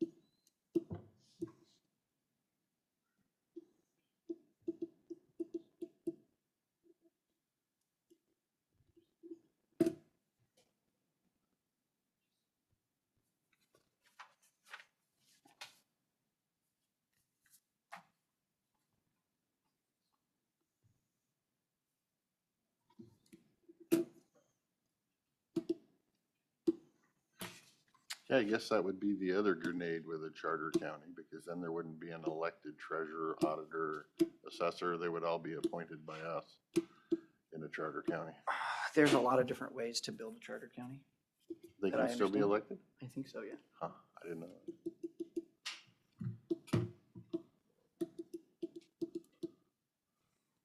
You'd have to talk to Clark or King. Well, we're out of the Right. matrix anyway. All right. It is now 1:30. We are going to move on to our bid opening for the purchase of liquid asphalt for the 2022 paving season.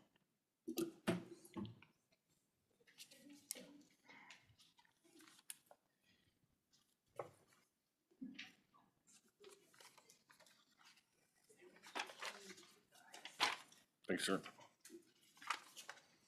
Thank you. Sir?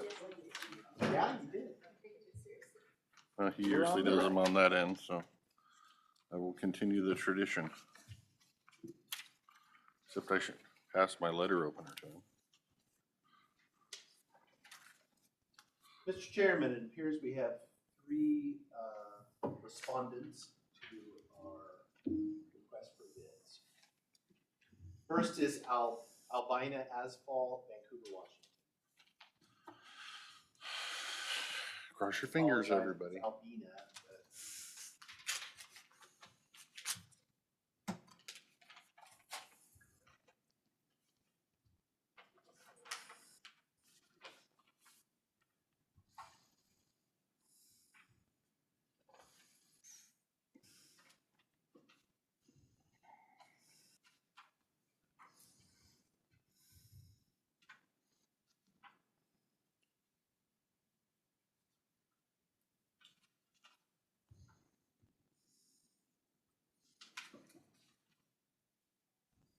so no requirement for bid bonds or? No. I didn't see it. I just wanted to be sure before I read it. Excuse me. Total bid, $773,537.50. 773, 537.50.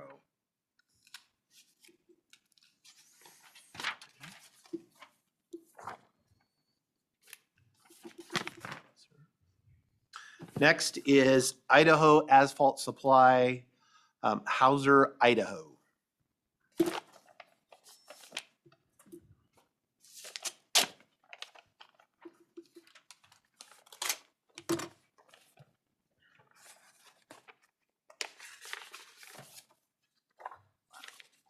$2 a ton.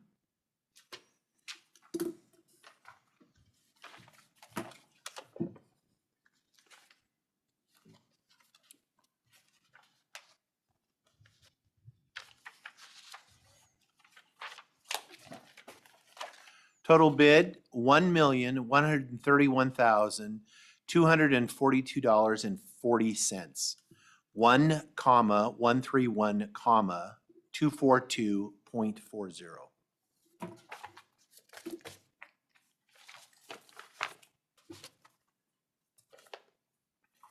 And our final is from Ergon Asphalt and Emulsion, Pasco, Washington.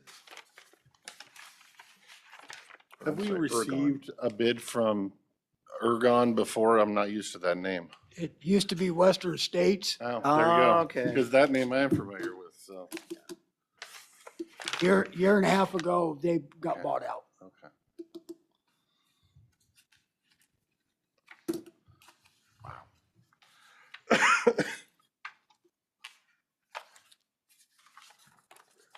Buried in the middle. Total bid, $987,033.30. 987,033.30.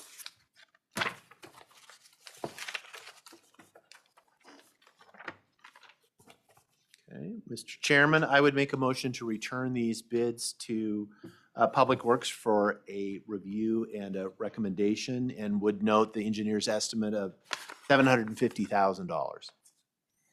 I would second the motion and note that I'm actually very happy with the bids. Me too. Lock them in. I have a motion and a second to return the bids to Public Works for their review, and I would third the motion that I am very happy of the bids. All those in favor? Aye. Aye. Aye. Motion carries. Get it done. Yeah. Thank you, guys. They must have bought ahead. Okay, we are going to move on to a public meeting to consider the final approval of short plat SPL 2021-25. In the Goldendale vicinity, applicants are Stephen and Nancy Cunningham. Okay, short plat SPL 2021-25 is a proposal, is it 25 or 26? 25, okay, got a typo here. Yeah, To create two lots from parcel 041623000004/00 in the Goldendale vicinity, Clyde Story North, number 4 road area. The administrative review of the short plat has been completed. Signatures have been obtained from the road, health, and planning departments, including the treasurer's office. All conditions attached to preliminary approval have been met.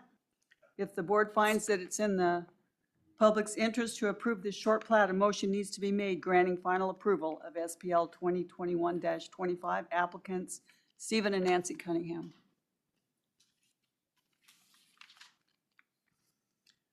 all right. And I just wanted to, I was double checking to make sure it is 25, not 26. 25. yes, Okay. 25. 25. Gentlemen, any issues? Nope. Mr. Chairman, I move that we consider and approve final approval for short plat number SPL 2021-25 in the Goldendale vicinity for Stephen and Nancy Cunningham. Second. There is a motion and a second. Any discussion? I thought this was pretty simple. Thank you guys for showing up. All those in favor signify by saying aye. Aye. Aye. Motion carries. All right, we are a little ahead of schedule.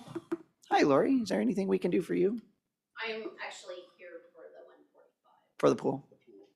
just as processing the conditional use. Got it.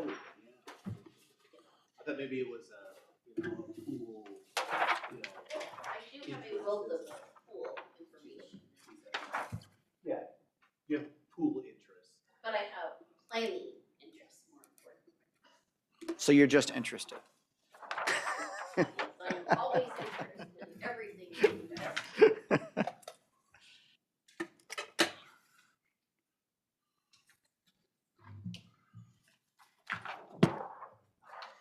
Okay, do we have Steve Harris and the pool board online?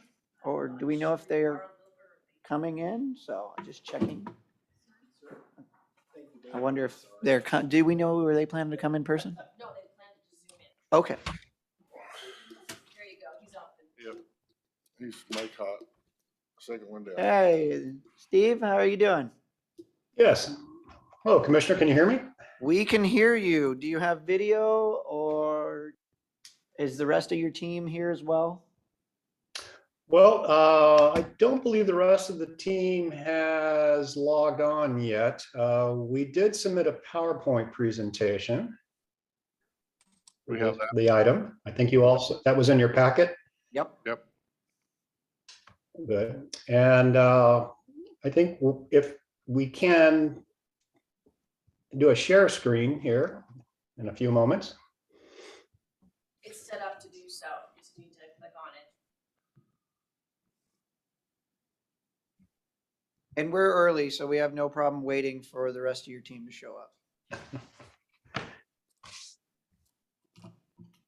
Well, let's take that as a positive omen for this discussion item, or presentation item then.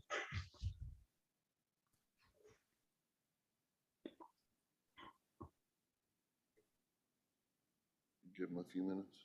Hmm? Give him a few minutes. Yeah, that's what I said.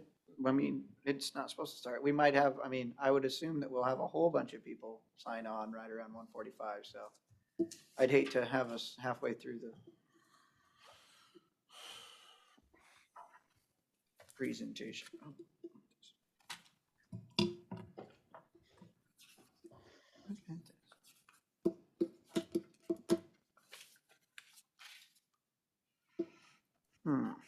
Can't sign that yet.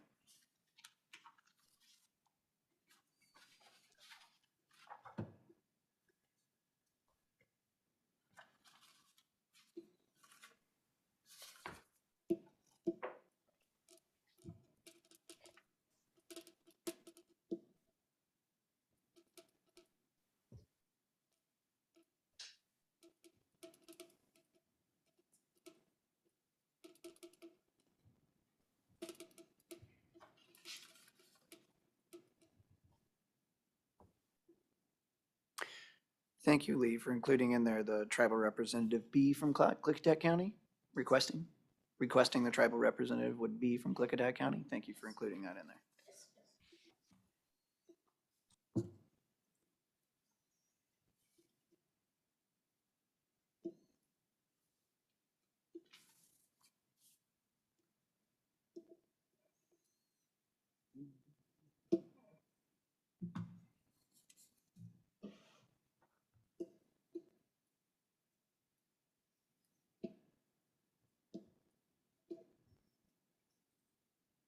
We're gonna be about 5 minutes. I'm gonna request a short break. Yes, you may, sir. Get through the obstacle course.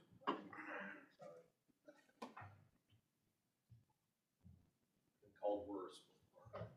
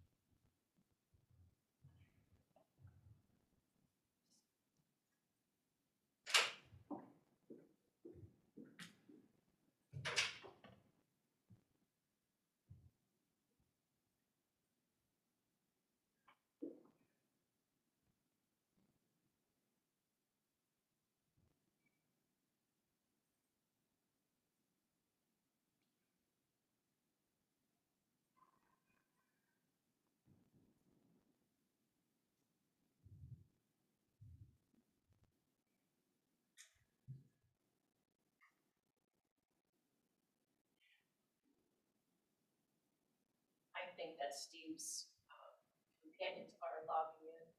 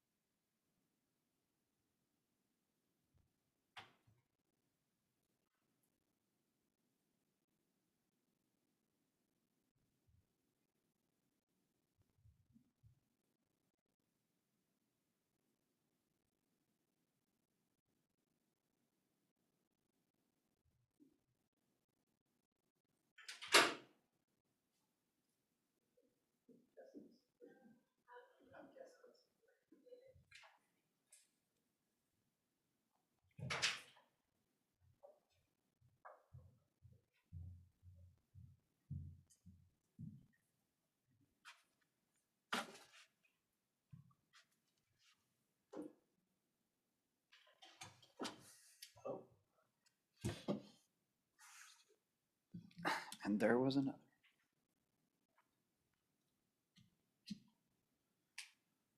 I got 2 minutes.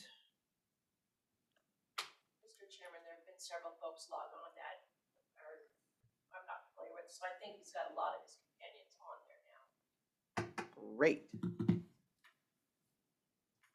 Mr. Harris, does it look like everyone is now in attendance? Well, Commissioner, it looks like we are all here. All righty. If you would like to share your screen or work on sharing your screen, Commissioner Christopher will be here any second.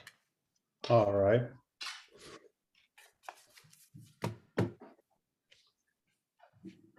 How's that? Good to meet. There we go. Whenever you guys are ready. All right, well, thank you.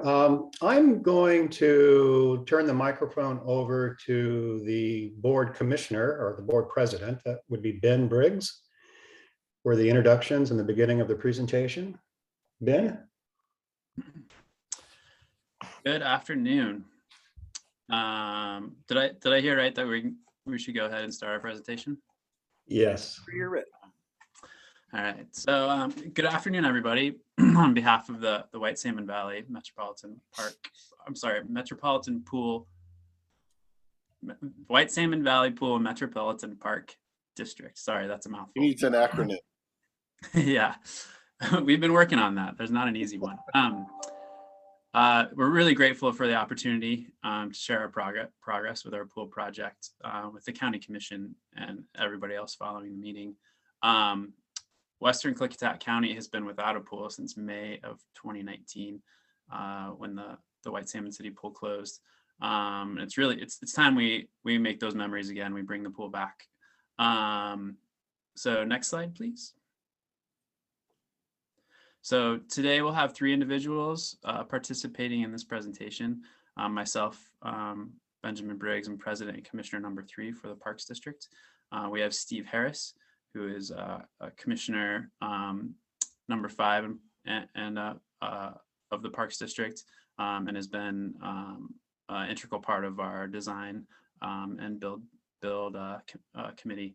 And then we also have Jerry Alcock, who is our fundraising consultant from Road to City Philanthropy. Next slide, please, Jerry.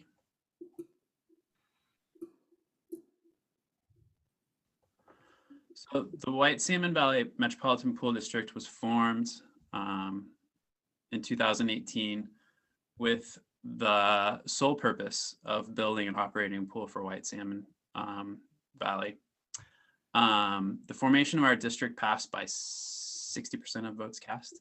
Our board currently consists of 4 commissioners. So me and Stephen Harris, and then also Lily Von Mosh and Karen Burrows, and then we'll be adding a 5th commissioner soon. I'd like to thank, or I'd like to take the opportunity to thank Klickitat County for its support up to this point. The $50,000 provided in our first year, in our first year of formation, allowed us to get this project off the ground, and it was greatly appreciated.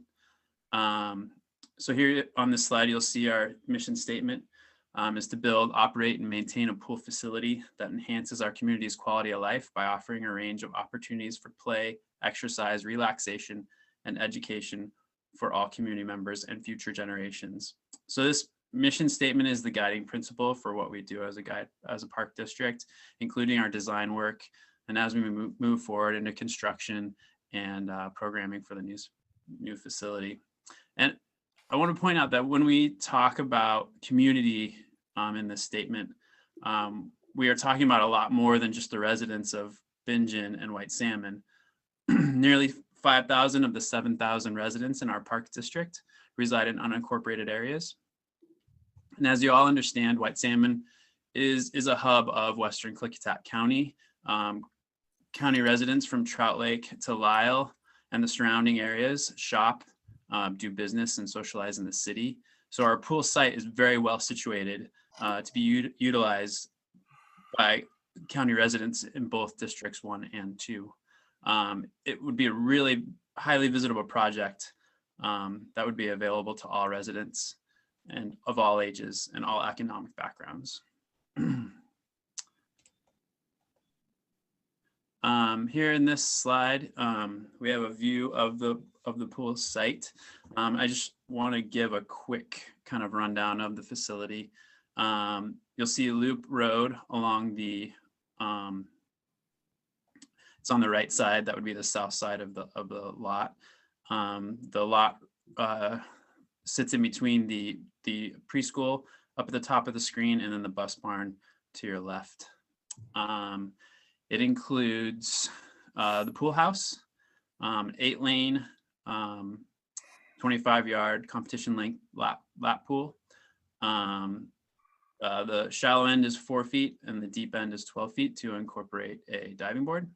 And the green space that you see in between the pool and the pool house is a space that is slated for a what's often was referred to as a warm pool or sometimes a therapy pool, and a zero entry splash pad kind of or baby pool in a later phase. And this next slide, I'll give you a little more detail on the bathhouse. We have a mechanical room, men's locker room. In the center there, you'll see the entryways, ticket counters, offices, lifeguard area, and then locker rooms down towards the right, and utilities areas.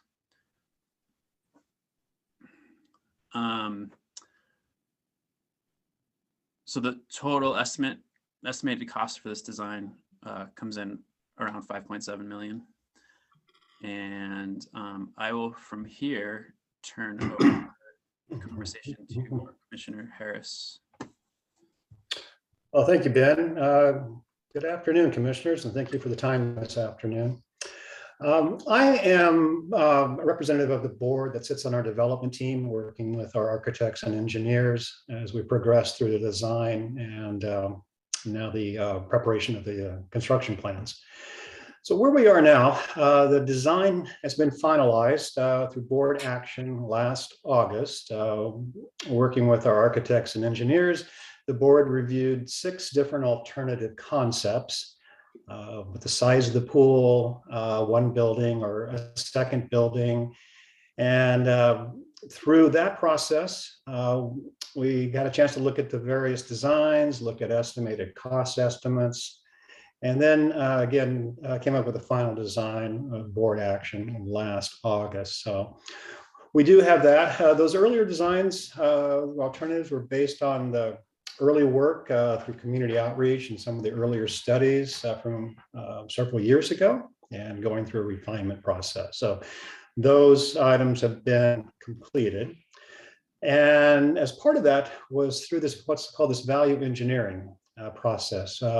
We needed to go to the state for approval for a GCCM approach, which is a general contractor construction manager approach, which allows us to bring on a cost estimator and contractor at the beginning of the process to help us evaluate the architect's plans, and again, try to reduce cost as much as we can. Again, looking at various materials and construction methods, whether they're stick built or whether we used a concrete block, et cetera, in order to keep the costs low, but also look at the life cycle of those various products. So that has been completed. We are currently in the process with your planning department on reviewing our conditional use permit application. We prepared a traffic study, cultural resources study, completed the SEPA checklist, and your Public Works and Planning Department has been reviewing the application. We have a tentative date with the Board of Adjustment on May 2nd to consider the conditional use permit. Like I mentioned, we're now in the construction documents phase with the project, looking at all the site preparation work, looking at the building, looking at the pool, and working on those documents. And those should be completed here within the next 3 to 4 weeks for that process.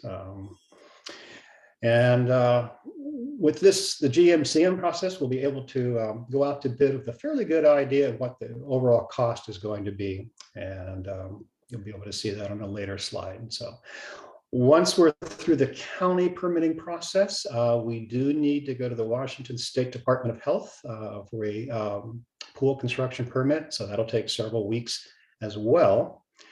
And part of our strategy to move forward on the project is to have a separate bid or a beginning bid for the site preparation work, which would be the grading, undergrounding utilities, getting the site ready.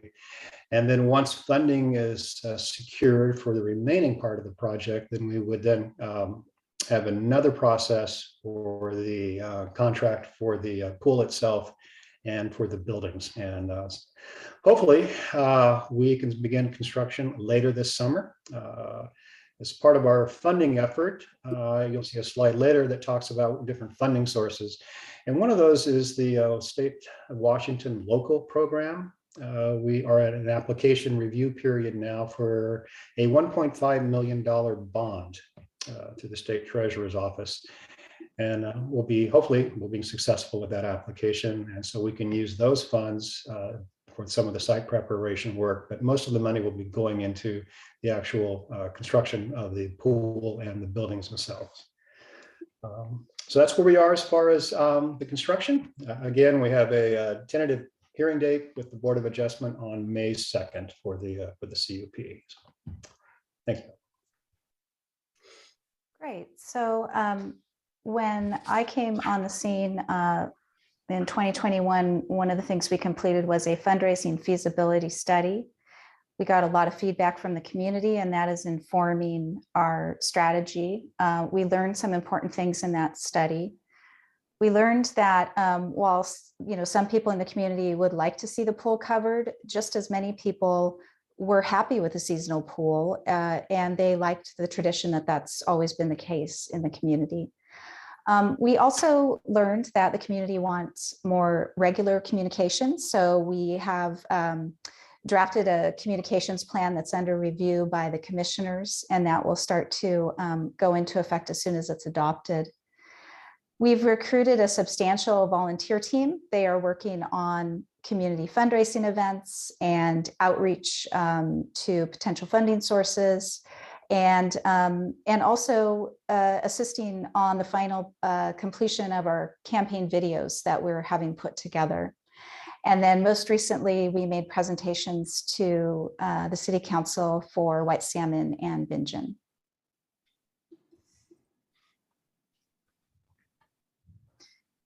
So this is our funding plan. Secured to date, 1.683. As Steve noted, we have a bond under review, and then we've also made requests to cities of White Salmon and Bingen. And we have another $1 million in grants planned. So we have a great start to a feasible plan to fund the project. We still have a gap that we are looking to make up. And of course, this assumes that we're successful with all sources, which we know may not be the case. So what what the table doesn't reflect is in-kind pledges. So we have some pledges of materials and service that community members have stepped forward and generously offered.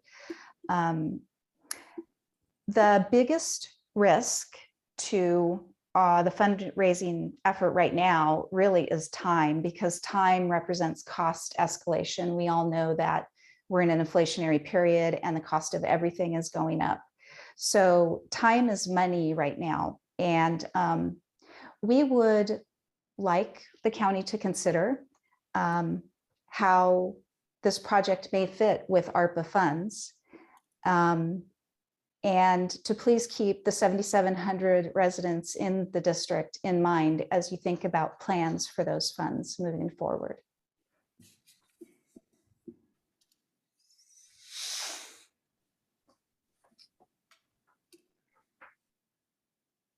Sorry, I Ben, was on is mute. this yours? Yeah, sorry, I was on mute. Okay.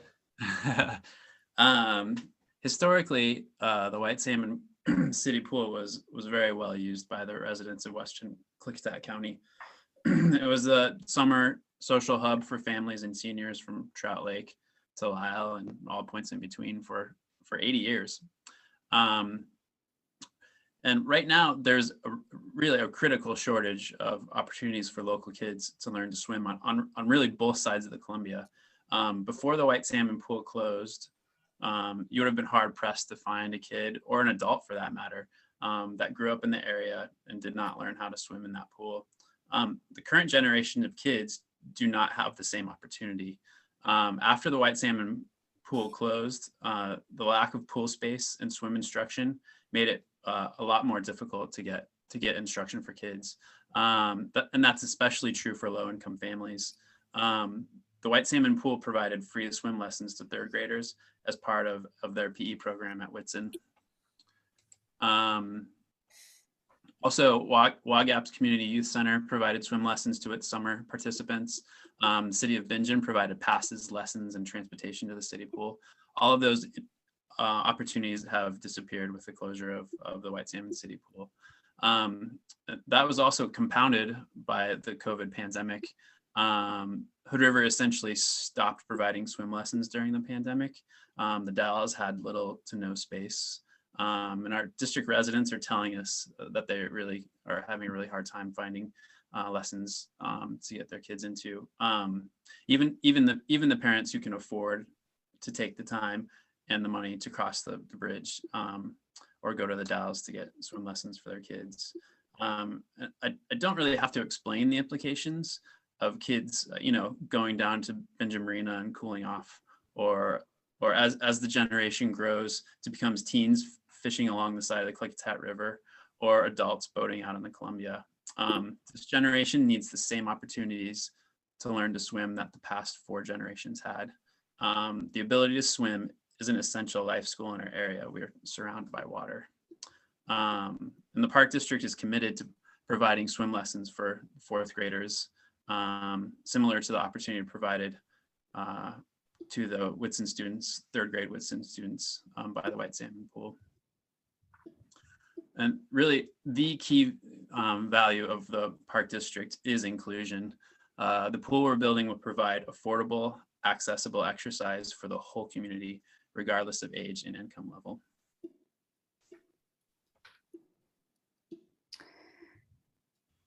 So in addition to the obvious safety and health benefits of this project, it provides real economic benefit. It will provide some additional employment in the community. And I think, this example how with the pandemic, we could never have foreseen the far-reaching negative impacts on public health and our economy. But we can look forward with this project and plan for a community space that offers safe, affordable access to healthy activities, and certainly water safety for children and people of all ages.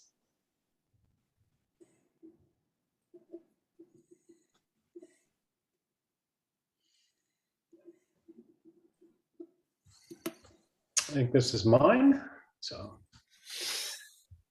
yeah. So commissioners, this is a timeline of beginning from January this year. We've been talking about where we are with design, some of these deadlines.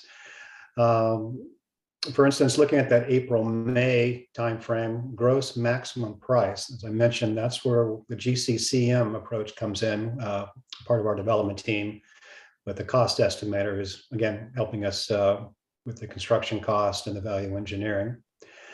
And we talk about the bid package and the final design moving forward through June, and then with the construction contract was anticipated for June, and then construction. We recently learned that our application through Representative Corey's office as our sponsor for the legislative local community projects funding was unsuccessful this year. We had requested $1.3 million to assist with that, and that would have allowed us to move forward on this schedule. Sad to say, again, we were unsuccessful. So we're looking at the approach now, as I mentioned, to have a two-phase construction schedule. You know, one this summer with the site preparation work and having that completed, and then possibly being able to having the vertical construction, the building and the pool, et cetera, later in this year. And that kind of, again, falls in line with that local bond program application that I mentioned. There is a June sale and there's a November sale. And again, we are having discussions with the state treasurer's office that would allow us to participate in both those events, totaling 1.5 million. So, you know, we'd be asking for a portion of those dollars to help us with the site prep work. And then the remainder would go for the vertical construction. You saw on the funding slide, you know, we have approximately, I think, 1.6 million now, which would more than cover the cost of the site preparation work, which has been estimated at about $900,000. So it is a substantial cost. So if that would hold true, again, we could participate in that June bond sale. We could start construction shortly thereafter, once those funds become available, and the work within the summer. And then participating in the November sale will give us the balance of the 1.5 and allow us more time with our capital campaign, and being able then to begin that work possibly, you know, towards late summer, early fall, if everything is falls into place. So that's the timeline. So thank you. Do you want the flicker? I'll just need to pause my screen share for a moment and fire that up.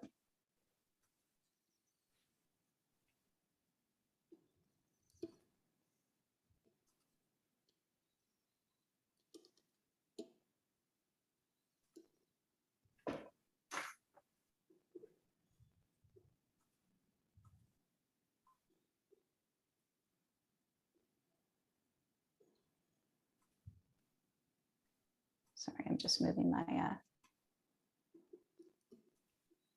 there we go.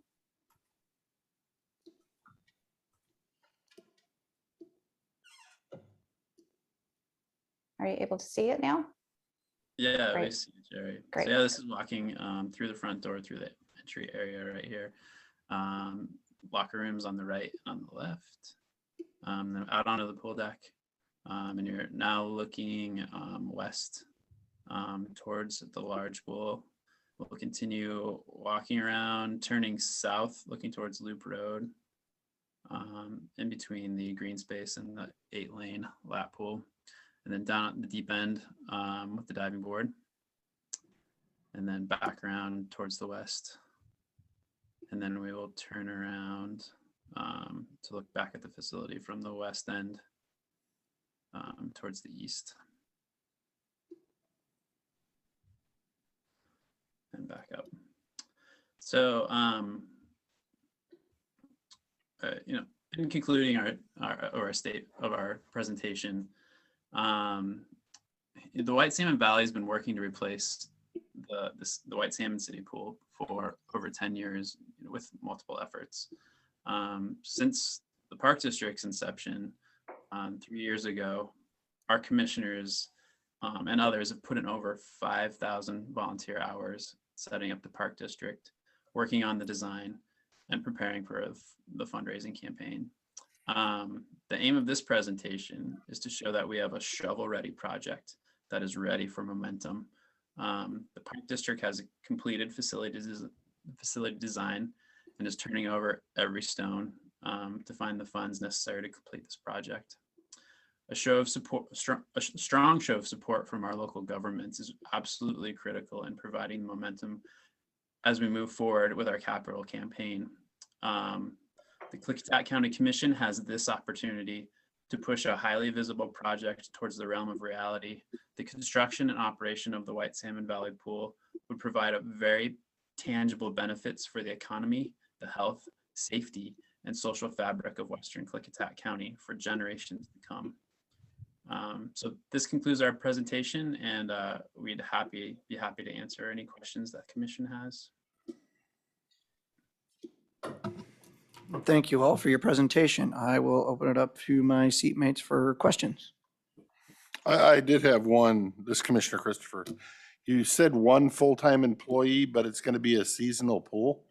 What does that employee do when you're not in season? I can take this one. There are a variety of things, including programming, grant applications, many other things. We've included that in our budget. Until we actually have a facility, we don't, that plan may change. We may decide we don't need a full-time, year-round individual. But we wanted to include that in our budget. If we do. Thank you. Commissioner Sauter.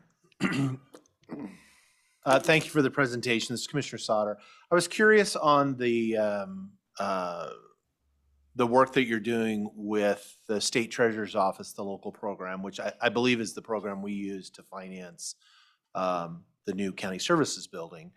The 1.5 million, is that the maximum that you and they feel comfortable bonding with, that you could service with the levy proceeds?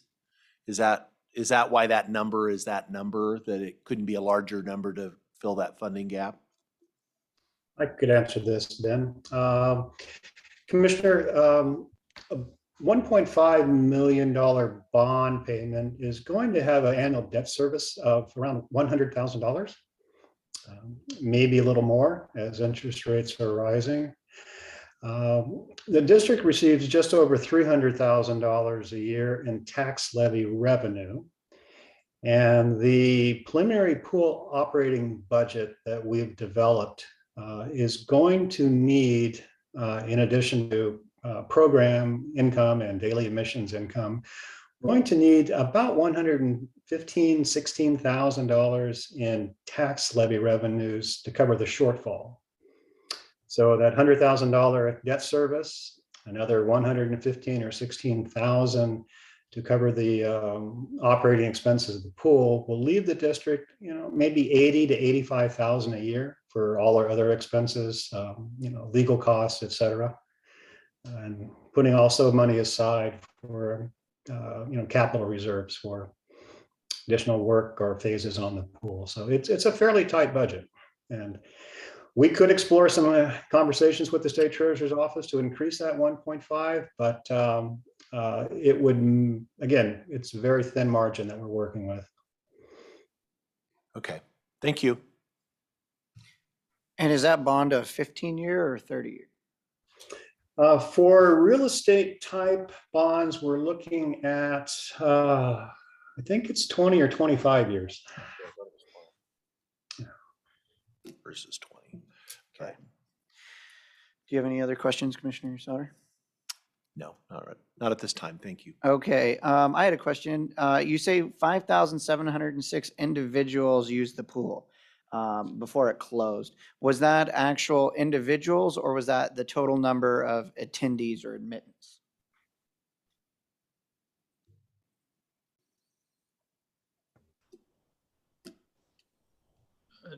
Jerry, I believe I, admittance, wasn't it? yeah, I got that number from Lily, and yes.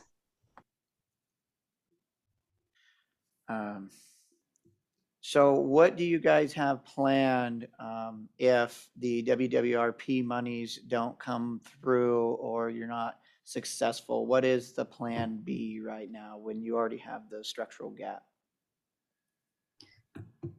So we have families in the community that would like to see this project happen and are capable of making substantial gifts. The challenge that we're faced with is that the project has gone on for some time now, and we're sort of at a standstill. They're seeing that there is not public money coming into the project. So they're questioning, if they make a gift, will the project go forward? So it's also difficult for me to make the case to funders outside the community that this is a community priority if our locally elected officials have not sort of put their support behind it. So what we're looking for is some more public money to kick up momentum, which will allow us to go back to some of the families in the community and say, we're going to be successful and we want you to buy into the successful project.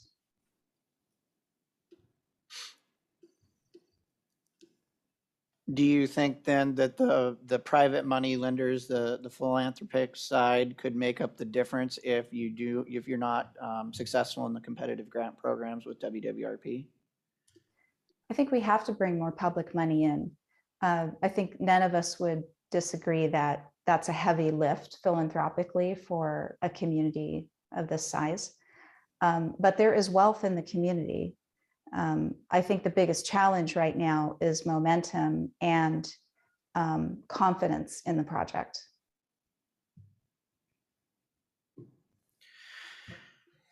What is the estimated yearly income off the pool? I know you're 150 in the hole, but what are your projected revenues currently? Off the preliminary budget, we're projecting just over 100,000 in annual income. That would be for daily admissions, swim lessons, different programs. It's comparable to, I think, what the city pool was doing before they closed. And also, reviewing some of the other neighborhood pools, area pools, and just looking at the scale, the magnitude. So again, it's a very conservative budget, that 100,000. And we're looking at expenses of just over 200,000, and then including, again, we want to try to begin setting aside about 20,000 a year in reserve. So that's where we end up with that shortfall on an annual basis. So I'll ask one of the tough questions, and that is that if you cannot come up with the difference in funding, have you guys looked into a plan B where the district would just pay for the residents of White Salmon to use the Hood River pool for their swim lessons and costs to make up that difference while you look for more public funding? It seems like, for many of these people with, the 7,000 individuals, many of them are going to have to drive to this pool no matter what. And driving to Hood River is still an option. And considering it's a year-round pool, many of them will choose to do their swim lessons in the winter when they're not mountain biking and doing all the other fun things of the spring and summer. Have you guys looked at that as an option and looked at that in terms of what would the cost be if you went that direction?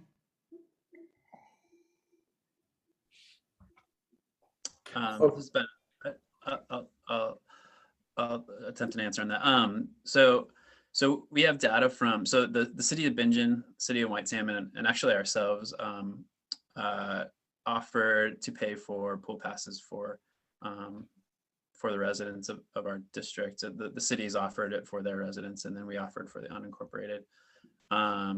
So residents had free passes, and we were able to get back the data from the Hood River pool to see the utilization of those, and it was really a fraction of the passes that were given were actually used. It's just really not, we don't really see that people actually do cross the river to use the pool nearly as much as they did this pool, even with free passes. Was that during COVID time though? Let's see, I believe that was offered, I think it was the city's offered it, I believe 3 summers ago. And then also the last 2 summers. So yeah, mostly, I mean, most of our existence has been during COVID. So yeah, I would say most of it is during COVID. Yes. And the district, if you remember, Ben, the district, we provided or paid for those passes this last summer. Right, but there was also no swim lessons going on, correct? Is what you said earlier? Yeah, at the Hood River Pool, because of staffing issues and just safety, they were not offering swim lessons at the Hood River Pool, correct? Last summer. So is your plan this summer to offer the same for anyone within the district?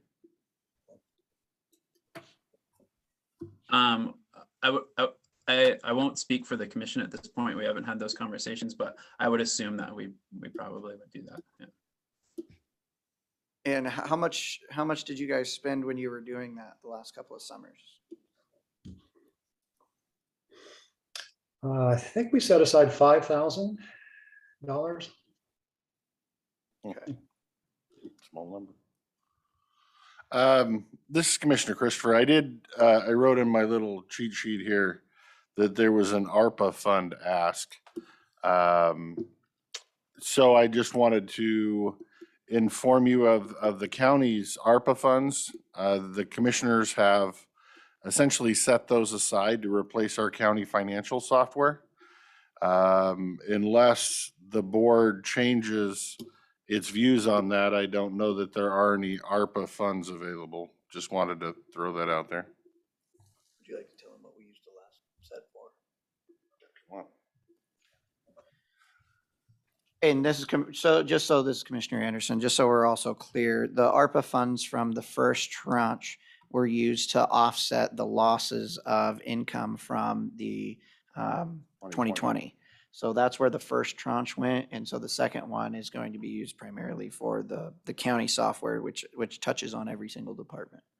And that's what we have currently set there.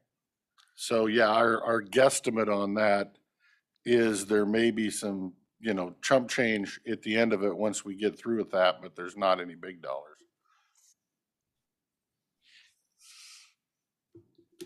Commissioner Sauter, any questions? No. All right.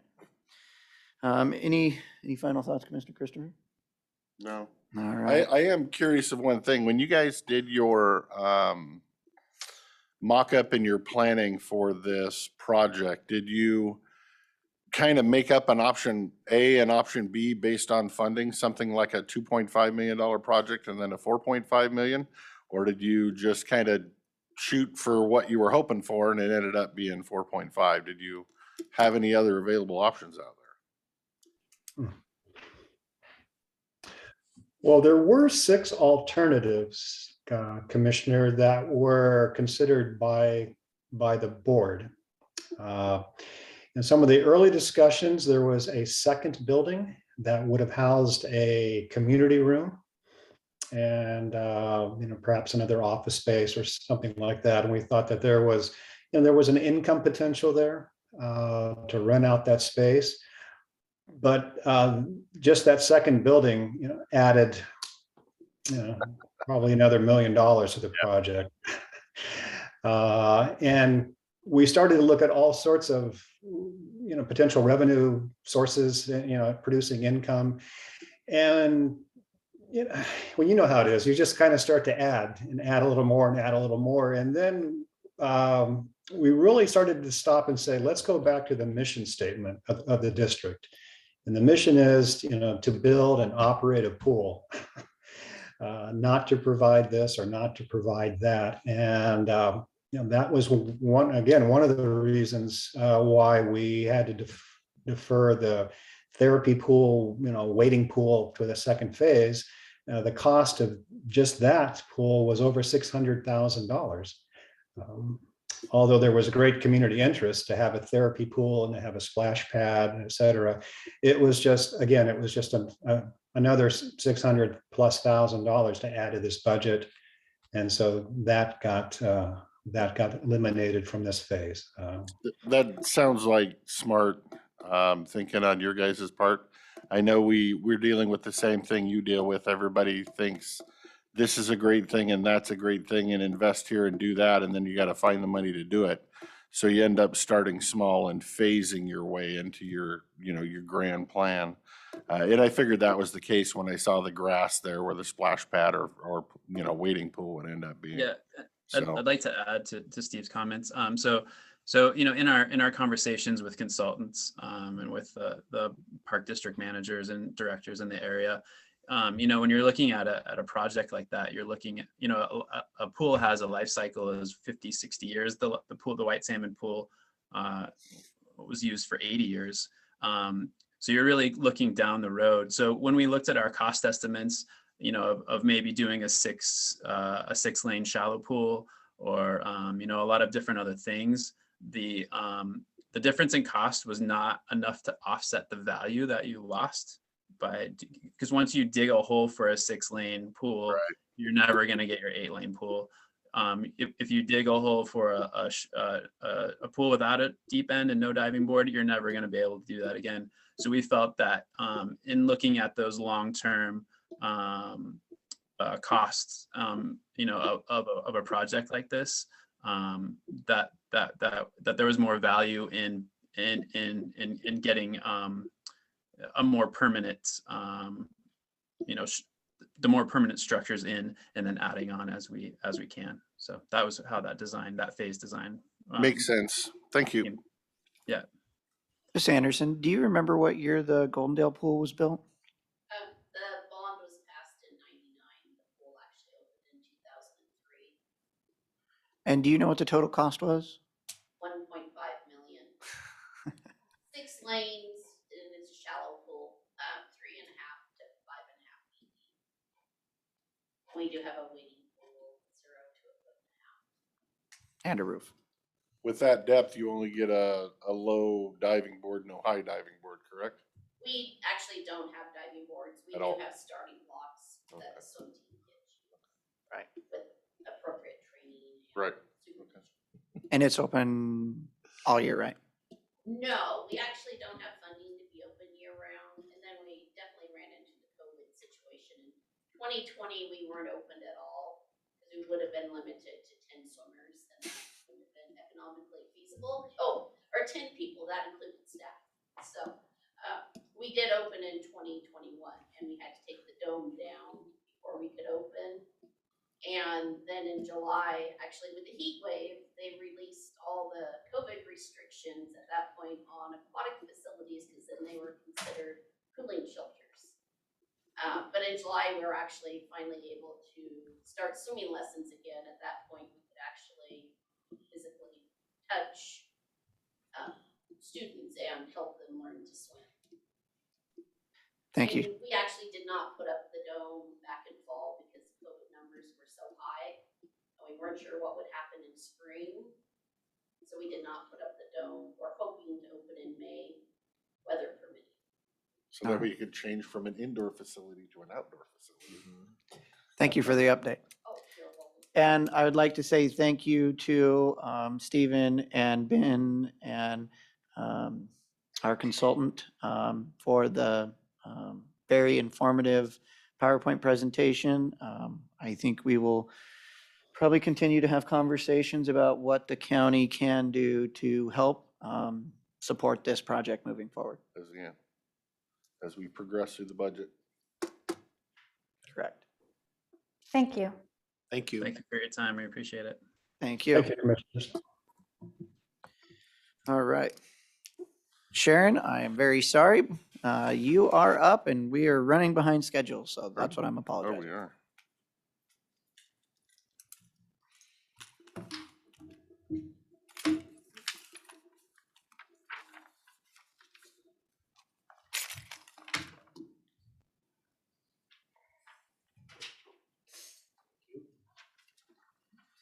And can you email this to me as well? Thank you, ma'am. Thank you.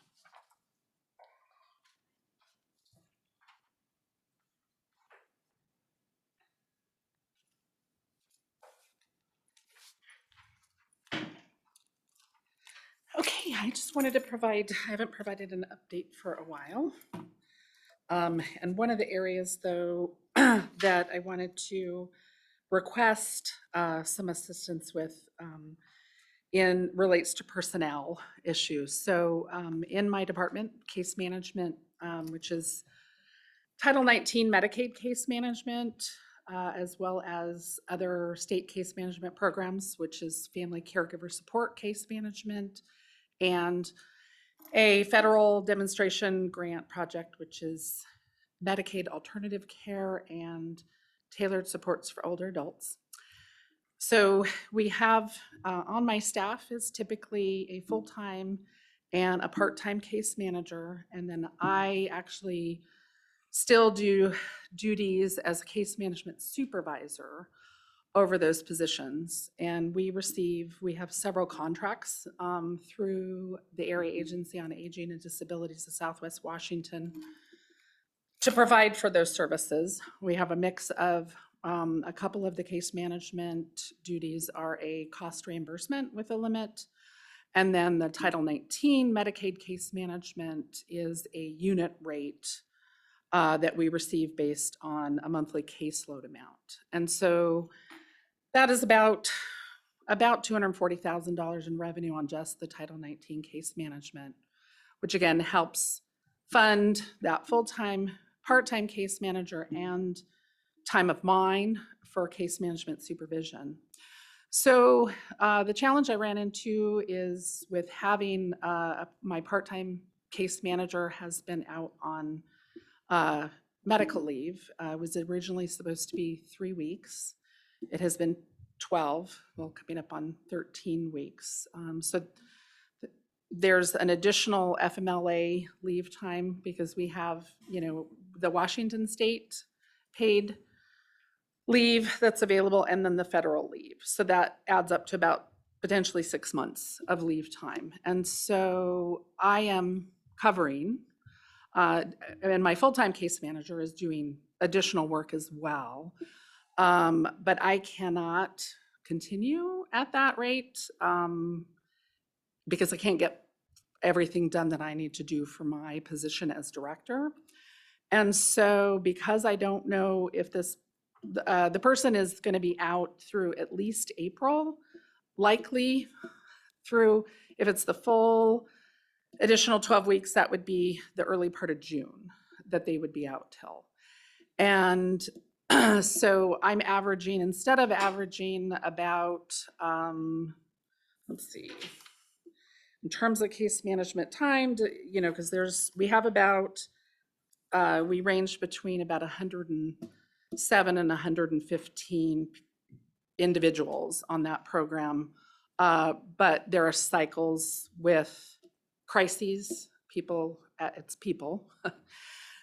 And so normally I might spend maybe 20 hours a month in case, and I'm spending easily that per week in trying to maintain that in terms of that service. So my request, and I had spoken with HR department about it as well, was to look at being able to hire a temporary casual case manager position. It's part-time, or do a contracted person that would be able to fill in that position to help with that coverage in an interim basis.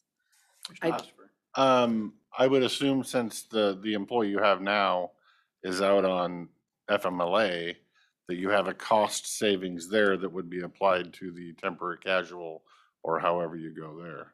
That this person is budgeted in your budget and you're not paying their salary right now, or are you?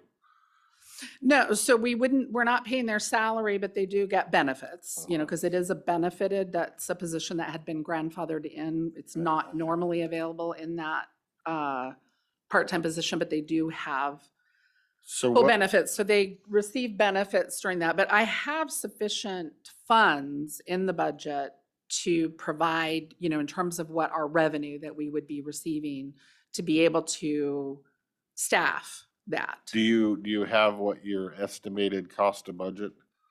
If we do either direction, temporary casual or whatever, what do you figure that's gonna cost? So, and then I have wiggle room in that. I mean, in terms of that case management revenue, typically I have an additional, 60,000 that covers, again, my, part of my salary is covered in that anyway, because I have specific duties I have to do for that. Right now, of course, it's actually more expensive in that eating with my time, although I guess it's not expensive in that I'm exempt and I gotta just work 12 hours to get it done. But I, in terms of looking at, I didn't run numbers specifically right now, what the average rate of pay, if I look at wages and benefits, and I divide that out with the case management staff that I have, because they're long-term staff too. So the hourly rate is at about $54 an hour and that's wages and benefits annualized in terms of what at their rate. Okay. And so, in terms of, are you asking what I would be That looking? does that, and then my last question that's pertinent is, are you hoping and assuming that you'll be able to cover this with what you already have budgeted, or do you feel you're gonna need to come back for a supplemental to cover this? No, I would be able to cover it with my existing funds. That's what I thought, just double Yeah, checking the I'm not answer. asking for a supplement. I'm good. Yeah. Commissioner Sutter. Do you think you can find somebody? And that's where. Do you have somebody in mind? Is I it do. possible? So I had reached out to our former case manager that worked many years with our agency to just see if that was something that she might be, because she would be trained. Right. There's obviously other hoops that have to go through, because I have to do fingerprint background check. I mean, there's a lot within this, because I can't just take an existing Been person retired for a either. while. She could have been leading a crazy life, and so she might yeah, not so- get through the background check now. So I actually just spoke with her at lunch today. She had called and she is finishing out a position currently and would have availability to do an interim and would be interested in just an interim position as well. Okay. So I do have somebody she'd obviously, because it's been a number of years, there's updates to that, but she is somebody who's very sharp and would be easily brought up to speed. I mean, that is the drawback of bringing in anybody that doesn't have, there's a lot involved, and that's where it's been this, weighing, can I really bring somebody on board temporarily? But I had to do this a 6-month coverage just the year before last for same situation, a different surgery type of thing that was going to be 6 weeks, ended up being 6 months. And I can't do it. I can't do what's needed in terms of grants and the work that I need to do as director. And I'm not willing to work 80 hours every single week. I'm willing to work over 40, but I'm not willing to do 80 hours ongoing for 6 months. Or do we want you to? So, because the training necessary, you say in here that you can't train somebody. And if they're only out until the end of April, I mean, the onboarding and the training of somebody, how long does that usually take for this position? Well, and what I'm saying is I don't anticipate this person's going to be back at Right. the end of But April. if this person isn't, if it falls through and this person isn't able, Uh-huh. then, where are we at then? Yeah, I mean, it would be looking at seeing if I could, in terms of advertise and find potentially somebody that's available. I guess the other option would be for me to talk with ADSWA, their agency on aging, and out of, Vancouver, and see if they have any resource that might be able to help on an interim basis as well. Yeah, I And mean, then that would be, yeah. I'm just worried about the timing because it's already the 22nd of March, and if your person comes back at the end of April, then you don't have a whole lot of time there. Now, if it's a contract position that you can do and she's willing to step in and take it, that'd be helpful. But like going through the full advertising process, how long's that going to take? That's my only issue. And if she's out till June, then, that would be a better, wiser, investment. But we don't know when your individual's Saying coming back. contract employee would be quicker, faster, and maybe better than hiring temporary casualty and having to go through the notices and that whole thing. Is that what you're trying to say? I'm just throwing that out there. Is that a possibility that would make more sense? And I'm looking at my HR department and not giving me a nod or anything. The only other piece that I would have to talk with ADSWA about is under that particular, a contract person, I think, rather than them being our employee, because of it would be subcontracting the work. Yeah. Because initially And I then thought a contract employee, that would make sense, especially if there's, and it would be quicker and that too, but we can't subcontract that work per se in our agreement. There's a whole piece because it's federal and state funding.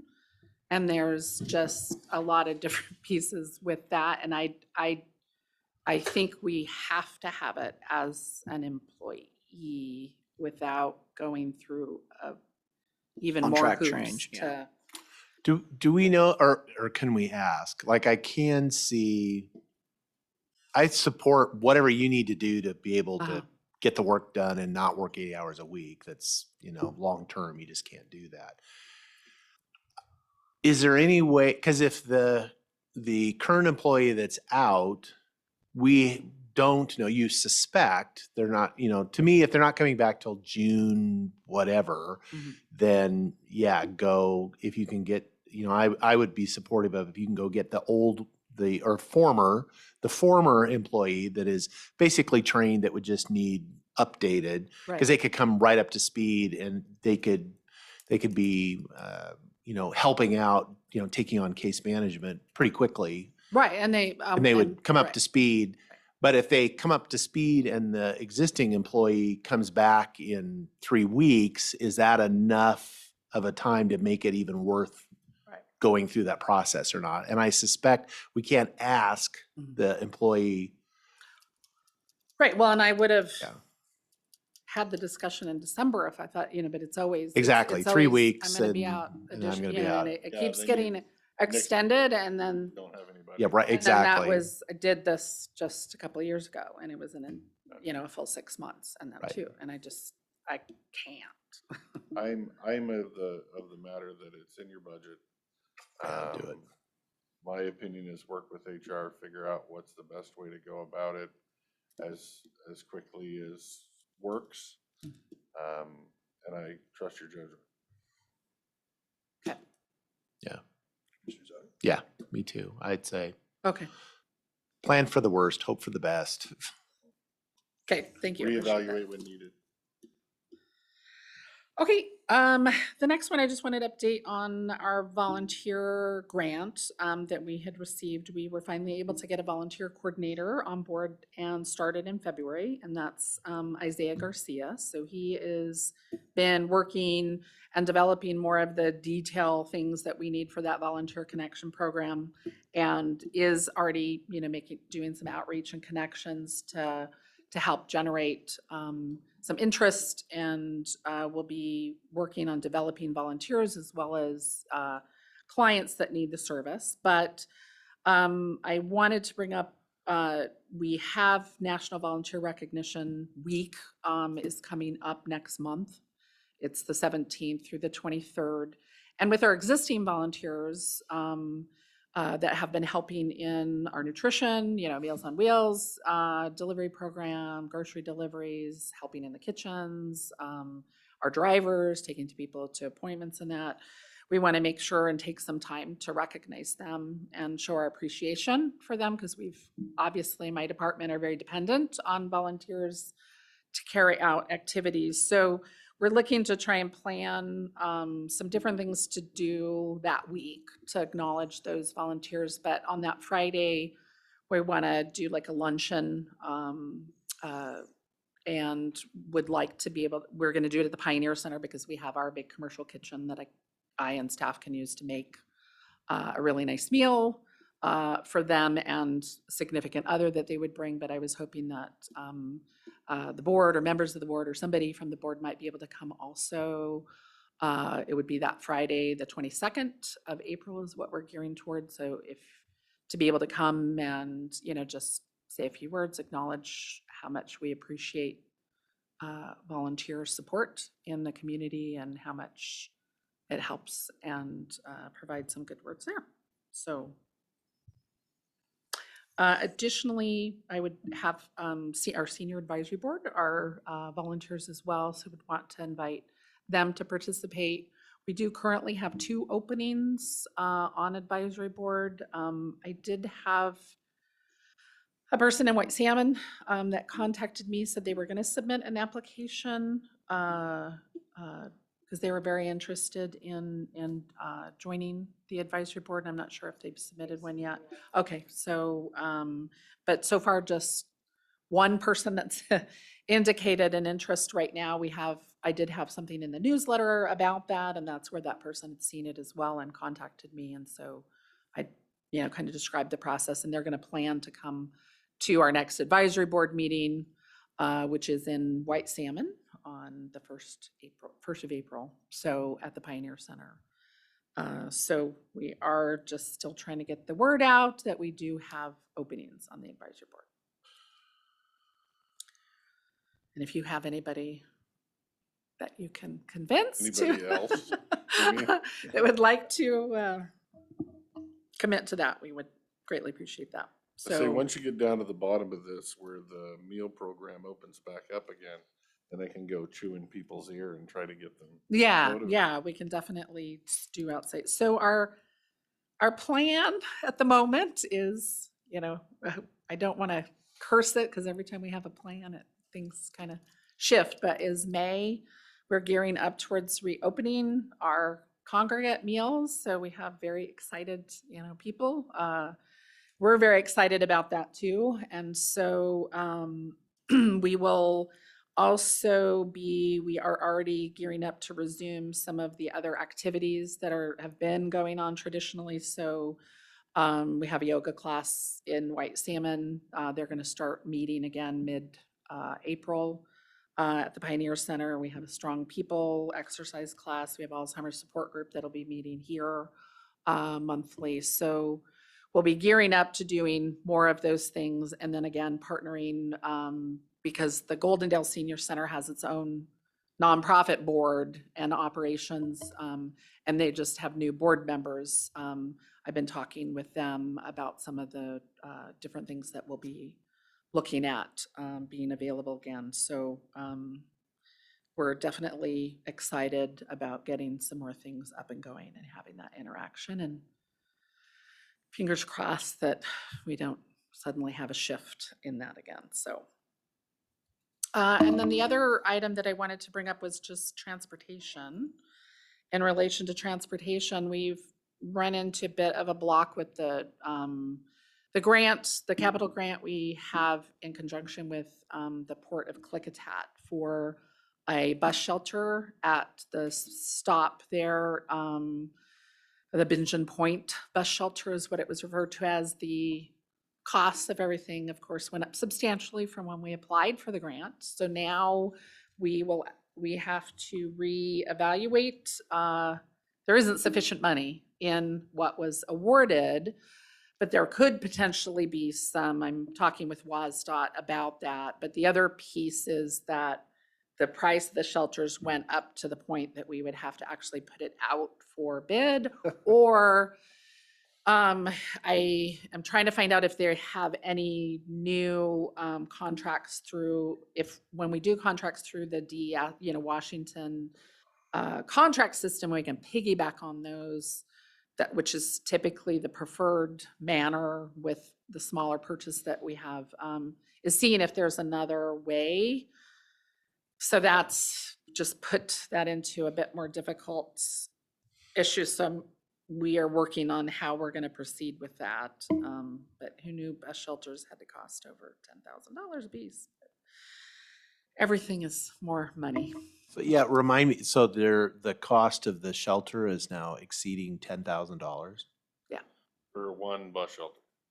Yeah, not even like a big extravagant one, but it, you know, it has to have the wheelchair spot, you know, kind of, I mean, they're pretty, it has to be sturdy enough to withhold the winds, The and the wind, gorge too, right. and that too, but it's not like a huge shelter or anything, but yeah, I mean, and that's, so it was over 10,000. I don't know off Stop the top of my looking when head it right was now. over It just, 10,000. as soon as I saw that, I was like, oh, that's, I gotta go through a whole different avenue. So, and that was. That's when you say, well, they- I didn't order 3 of them. I was only ordering 1. And that was the one, actually, it's through. Isn't the Oregon Correctional corrections? Enterprises, you know, they do some good ones, but usually, you know, it's been the more affordable. Well, it seems like their labor costs are pretty fixed. So. Apparently, it's. They gotta charge other jurisdictions. for I use now. guess. So we will, you know, and it gives, you know, because there is a desire, you know, I know City of White Salmon, you know, they're interested in being able to look at, you know, bus shelters for stops and things as our public transportation system has been funded and going, and but you asked the it's- Lions Club, they make them. yeah, so we are looking at some other ways that we can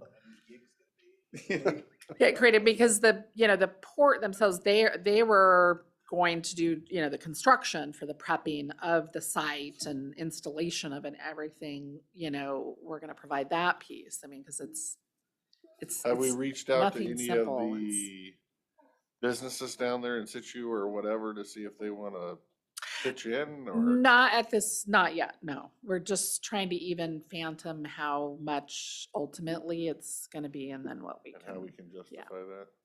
Yeah. That's a crazy number. So I wouldn't necessarily give up WashDOT. I mean, quite often there's like leftover, you know, dust. Well, and there has and they would be been- like, well, okay, here's an There's extra been whatever. additional resources before, and so, yeah, and more of it is trying to figure out now exactly what it is going to cost, so we get the right ask. And so that is in process, but this is also the year that is the grant year for our consolidated grant funding, you know, that is currently where and has funded our dial-a-ride and currently funds our fixed route transportation service. So I will be, you know, talking with you in terms of ongoing support of that for another. Right now, our funding goes through June 30th of 2023. Our dial-a-ride service was able to be funded 4 years out from the last application process. Fixed route was 2.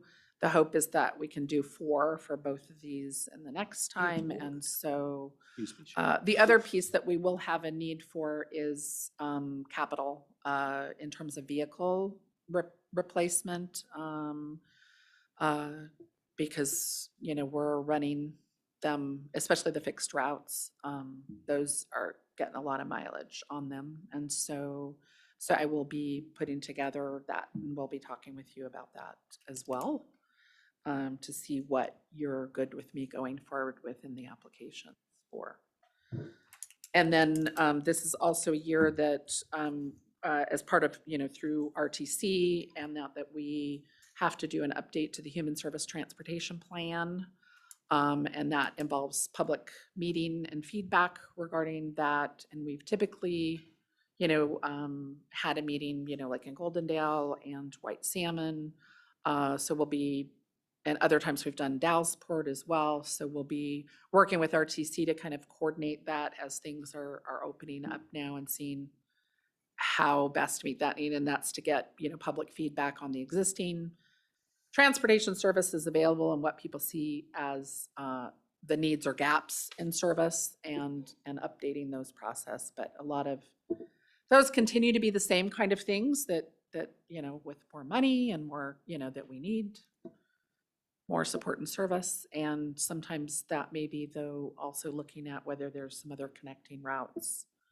I know one of the requests that we get a lot for is that connection between, because our routes are going White Salmon Binge into Hood River and Goldendale to the Dow, and Wishram and Dowsport, and then it's that gap in between White Salmon and Dowsport that can get all the folks Lyle and up towards Goldendale. So that connecting piece is one that's come up quite a bit. So, and I think that's it for my update. Can you Oh. get us an updated number of your ridership on your fixed route services? Oh, you want to know current ridership Yeah. numbers? Okay. Yeah, You want how me it's to just going, how it's email you? trending Okay. now that we're coming out of COVID? Are you seeing an uptick? Yeah. Thank you, ma'am. Any questions for Director Carter? I don't. I actually did forget one other item that I was going to talk about was sharing like frozen meal with Skamania County. So we, through the pandemic and the process, we had to kind of change gears a number of different times to try and find the frozen meals for our home delivered meals, Meals on Wheels program, because we weren't able to get them from our main supplier, Golden Cuisine. That kind of went by the wayside. We couldn't get access to those. We were doing the correctional industries. Yummy. But those are not great. And then we were also having supply issues there, especially they would have different shutdowns with COVID. And that's where actually Skamania County gets their supply from. Plus we have to meet in Vancouver to pick them up and then haul them. They wouldn't deliver to Goldendale or White Salmon. So I was able, through our membership with Meals on Wheels America, to get connected through a company that does drop ship them. But we had to order like a pallet at a time, which is about 980 meals, which is a good number with the numbers we were going through with the pandemic. But as we're opening up and people aren't and it will shift coming out of the emergency order too, where people have to qualify for home delivered meals by being homebound, so a number of people that were getting them because of the pandemic won't need them or qualify for them. So we'll be going through fewer, and that takes up like our whole freezer in, White Salmon. And we bring up, between the freezers here and White Salmon. So we won't be going through as many. And then Skamania County's been running into an issue with correctional industries of not getting delivery in that too. So I'd been talking with Sophie, the director there, about whether or not they would want to maybe just go in on when we purchase a because we have to order the whole pallet. We can't do a smaller amount because of the shipping, that we would split a pallet and just charge them, for the meals. And if that's okay with doing that, because we can't go through them as fast. Yeah, and so we would invoice them the actual, cost of that, because they would pay that portion. We would calculate out the shipping divided over the total quantity of meals. And so they're interested in purchasing a couple hundred of them from us right now, and then splitting future orders, which actually works in our interest as well. And so I just want to make sure that's okay. As long as legal's okay with it, and we don't have to make up some fancy contract or something to do it.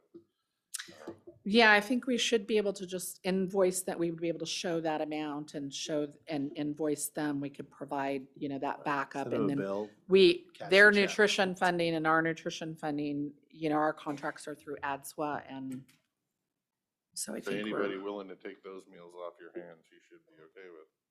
Oh, we're not using correctional industries. No, we are using a different. Maybe the problem is company they're called busy Trio. building bus shelters, not Well, doing that's food Oregon. service. This You is could build bus Washington. shelters out of the frozen meals. A lot more money in They're bus all special- shelters. Don't mind my seatmates. And then the other, I did have a question about, I guess, the wage study, too. I know that the county, I mean, we talked about budget challenges, but I have some concerns regarding folks in my lower categories, like I may be losing, another transportation coordinator again, because Skamania County is paying a higher rate right out the bat for that same position. And my person's been here 7 years. And so how do I, It's still moving, it's still under review. It was supposed to be first quarter, but now it looks to be a little farther than that. So okay. I'm waiting patiently as well. Have the same concerns. So we may end up spending more money with the turnover and okay. But I thought I would check and see if there was any possibility in terms of that. Cattle changing, prodding it faster. because to keep somebody, okay. Yeah, I would say, I guess I can, that's an HR question. I don't know whether they're willing, but they can look at where that person falls on the bell curve of comparables and at least give you an idea whether there's any future movement there or not, maybe. Yeah, I think the Up to the- challenge I know that I've had in my department is with some of the positions is the analysis that's done. I've had a few of them that I've done a request for review. It's been a number of years, but they weren't Well, we gauged now any different. include And so, some of our local counties where we didn't before, so. Okay. That's making a difference. But yes, there's a bell curve and I have a big worry about the people on that side of the bell curve. Not so much the people on the other side, but the people on that side and hopefully soon. There was a change in management of the company we were using, so it slowed things down. Okay. Thank you. Anything else for Director Carter? Okay. No? Thank you very much, ma'am. Thank you. I have this. Okay. Anybody want to go with the consent agenda? Mr. Chairman, I'd make a motion to approve the consent agenda, all 8 items. I would second that So motion. the assessor can get back to work. There's a motion and a second And to Casey. approve the consent agenda with all 8 items. All those in favor signify by saying No aye. discussion? Do you want to discuss any of them I might, now? just because she's here. No. All those in favor? Aye. Aye. The motion carries. So- And let the record show Commissioner Christopher is on one today. You're thinking that could be anywhere up to 12,000, not necessarily 12,000. Okay. And typically it's only been, 2 to 4 to 6 to. Mm-hmm. Yeah. But we are upgrading our assessment software and. That always goes super smooth, so you should save money. Except for there's not 12,000 in my budget because of the cut several years ago that I've continued to maintain. So I use them to their fullest potential. You don't have money. I probably won't have enough money. Yeah. But I haven't in the past. Yeah. And we did reduce the one from 12,000 from 10 or 12 down to 6. They're both at 6 now. I just came over because typically I would have presented this to you before it went on the consent agenda, but that's not what happened. So I wanted to make sure I was here in case you guys had any questions. And you were. That's why I was hoping for discussion before the vote, but I figured that's what it was, so I'm good. But when things are simple and smooth, That's the goal. That's why it's called a consent agenda. Sometimes. you guys have a good day. Thank you. Mr. Chairman, I make a motion that we pay estimate number 23 to Kirby Nagelhout Construction Company in the amount of $49,999.69, which excludes retainage in the amount of $2,399.98 and includes sales tax in the amount of $3,599.98 for the total payment amount of $49,199.68 for the Klickitat County Services Building Project Contract Number C03120. Second the motion. There is a motion and a second to pay estimate 23 to Kirby Nagelhout Construction Company. All those in favor signify by saying aye. Aye. Aye. Motion carries. Do you want to do that one too? Oh. Pay the bills. Mr. Chairman, I make a motion that we approve the accounts payable warrants in the amount of $304,871.45 and the payroll benefit warrants in the amount of $0 for the date ending March 21st, 2022. Second. There's a motion and a second to pay the bills. All those in favor signify by saying aye. Aye. Aye, motion carries. Okay, thank you very much. We have for new business, Klickitat County in front of me. Fire District 3 is requested consideration by the board to waiver of the building permit fee, which is necessary to rebuild fire station due to a snow load collapse in January 2022. Anybody would like to begin discussion on this? Do we have Lynn on the phone as well? Oh, wow, that's something. I would, any interested in you gentlemen's opinions, discussion? I would just comment, I mean, historically, we have granted these fee waivers for any of the fire districts as they've had construction projects. That said, it would be, that is generally based on the assumption that there is financial need. These are volunteer organizations, they have limited funds. I'm not trying to throw rocks at anybody, but I think it is time to have a conversation at least when we have some districts, and I'm not pointing out Fire District 3 specifically, but some of these districts have, very healthy levies, they have very healthy fund balances, they have resources, and should the board at least start having a discussion about differentiating between, if we're doing this for need, then, is there some demonstration of need that we have to go through that process before we just waive these fees? Because when we waive the fees, we're paying them, basically, is what we're doing. And it's possible that some of these districts may have more fiscal liquid resources than we do, and so why are we necessarily doing this? I know that has been to my knowledge, we've never said no, at least since I've been here on any of these. It's just, we've had them before on a couple of them where we kind of like, but how do we single this one out and not that one? But I just raise that for the discussion. I'm okay with it either way. I can see that. I can also see that we just kind of set a new way of doing things a week ago as far as planning. So I think you might find you waive this fee, they're going to ask for a waiver of the planning fee as well. And then whatever we do going forward is going to set a precedent. So I'm open for discussion. Obviously pro-fire. But again, whether we have the budget to subsidize everybody in the world or not, I think is a discussion, either that we have now or later. And like Dave said, how do you, make them come forward and present their books to you for audit? Or do you just take their word, or how do you do that? So I guess that kind of discussion, we want to have that before we even take up this case, have that discussion. So I did have a conversation with Chief Long, because this is when their fire station collapsed, and they ran a very large, bond levy to fix the fire station, and they fixed the first half of the fire station, and then the back half just collapsed. And so they are getting reimbursed for rebuilding that because they had insurance. I was going to say, they might be. And so my first question to Chief Long was, is your building permit fee part of the reimbursement for the insurance? And can you do that? And I never heard an answer.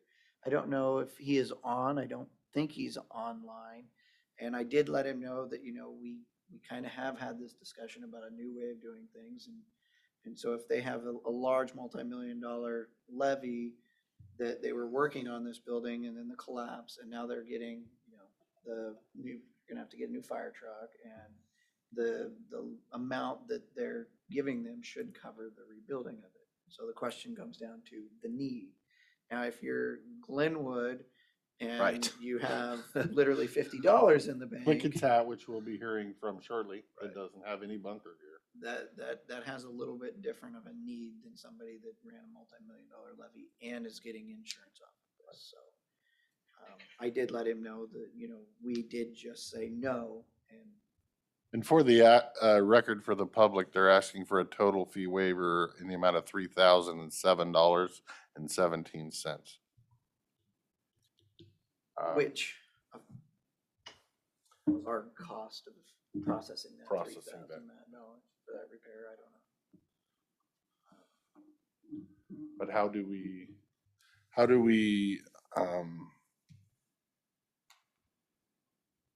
I guess I would say audit their books going forward, or make them come sit before us where we can ask these questions.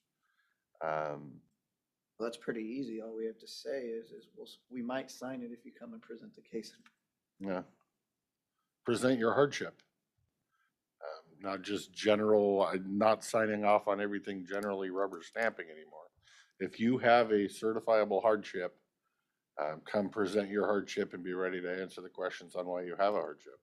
And I know they want to get building on this because they have to pay it in order to start the construction. And so now they're up between that rock and a hard place.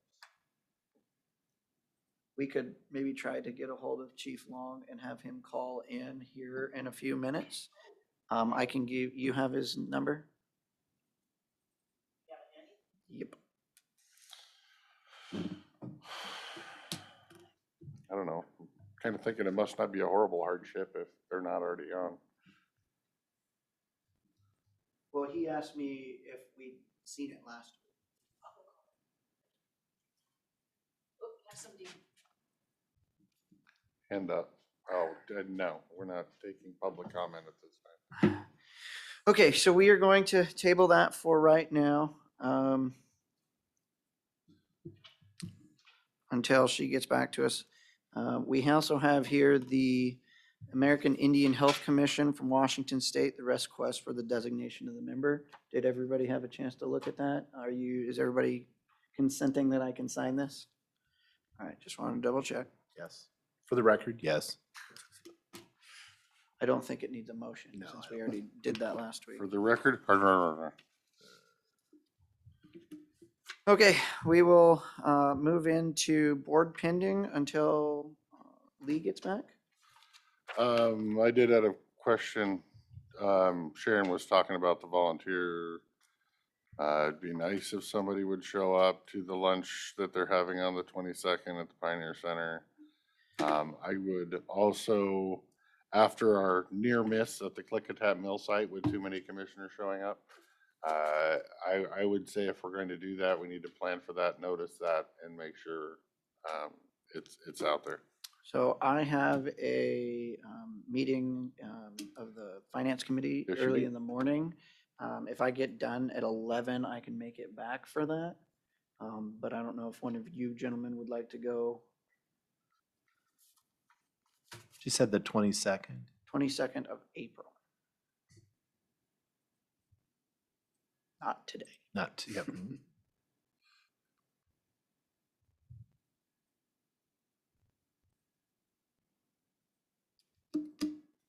Yeah. I'm good. I can go as well. I think it's great But to I show think it would be nice appreciation. if we all Yeah. showed. Yeah. But I didn't want to. Right. If we're gonna do that, we gotta volunteer you notice it. We gotta notice Or it. not notice. While it. we have time to notice it. So that's why I brought this up. So, okay, then it sounds like we should tell Miss Lee over here. Can you please notice Sharon's luncheon that she has here? Notice it to the newspaper so that more than one commissioner can attend. We're required to do that, correct? If more than one of us. I was advised by legal that it needs to be noticed in the newspapers. Got it. That is correct.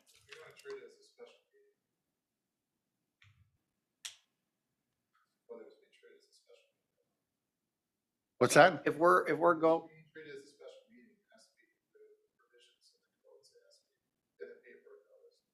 So if we're there and if any of us are speaking at all, is that what triggers that? Or if we're just two of us are in the room together?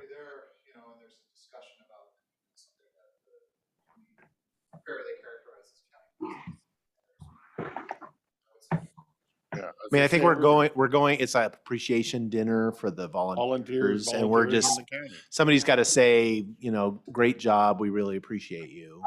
I don't think, I mean, that's more like going to a benefit dinner or something. Right. As opposed to what was going on down. Right. And Glenn, or in Klickitat, that was a different, right. There was a, right. So benefit dinner, this kind of thing, no. As long as the purpose isn't, an action, which would be a discussion. Okay. Right. Well, that's So, good you're good. clarification. Perfect. All That right. answers that one. Okay, you got something else? Nope. Got a chief on there. Chief Long, good to see you, sir. Commissioners, thank you for having me. I'm Thank sorry to address the occasion. Thank you for calling in. We are looking here at your waiver of the building permit fee. You didn't go and pay that already, did you? Well, in our, I don't believe it's been paid yet, no. In our haste, not our haste, our planning, trying to make sure we comply and get that done, our general contractor, Hale Construction, agreed graciously to get that in our hot little hands, and then just pass through that expense to us at no cost inflation. Because while the drawings and such were approved by your office in the county, we wanted to make sure that we didn't get sideways, and so we had the permit. So the long answer to a short question, I have to call them to verify. Okay, I remember when you and I talked on the phone, my question was, will the insurance cover the building permit cost? We anticipate the answer to that is yes, it's part of the project. Our issue is any dollar going out the door, we're just mindful of. And when this happened, I didn't forecast that it would trigger the requirement of another permit, which it does, and it does make sense. And so it was just an unanticipated cost. But you will be reimbursed by the insurance for the building permit. Our assumption is yes, because it's part of bringing the building back up to code. And so, and when I put I'm sorry to interrupt, when I put the request into you folks via Mochi and it went to Lee for your agenda, those questions weren't really answered in my mind at the time, and we were just hurriedly trying to get that done. I understand. And then based on our conversation, I got the sentiment that there may not be an option from the board, which I understand. Although I don't know details, if it's still possible, that would be wonderful. That, whatever the percentage is, it was 3,000 and change. That still goes towards our claim, and unfortunately it always involves subrogation, which I don't anticipate us having the issue with that, but it is what it is. Questions, thoughts? Discussion? Them being reimbursed kind of makes it difficult for me. Yeah, Chief Long, this is Dave Sauter. Commissioner. I think with the, we have, we were discussing this earlier, and I did raise the issue that, we have historically, I'm not aware of us ever turning down a request for a building permit waiver from, any fire district in the county, because we always feel, these are volunteer organizations. It's actually in your ask, and have limited resources. But I think that's one of the things that we have to kind of start taking a look at is for districts that are, better funded, that have resources. Because when we waive these, then, we do have the cost of that permit is, we're not making any money on it. It's staff time, staff costs. And so that is basically just a shift from the local fire district to the county taxpayers. And I think in the past, we have always granted those, but I think now we're really going to start looking at each one of these that comes in and kind of look at kind of a needs-based, which is difficult. And I am certainly sympathetic with, the fire. This wasn't your choice that you're going to have this expense, but I think it's difficult where it's going to get reimbursed for us.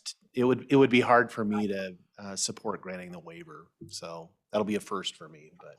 Right. This is Commissioner Christopher. I would agree with what Commissioner Sauter said, but I would go farther, saying that this shift, I don't think is just going to be, at least in my mind, aimed at fire district, but aimed at all levying districts that have their own way of raising revenues.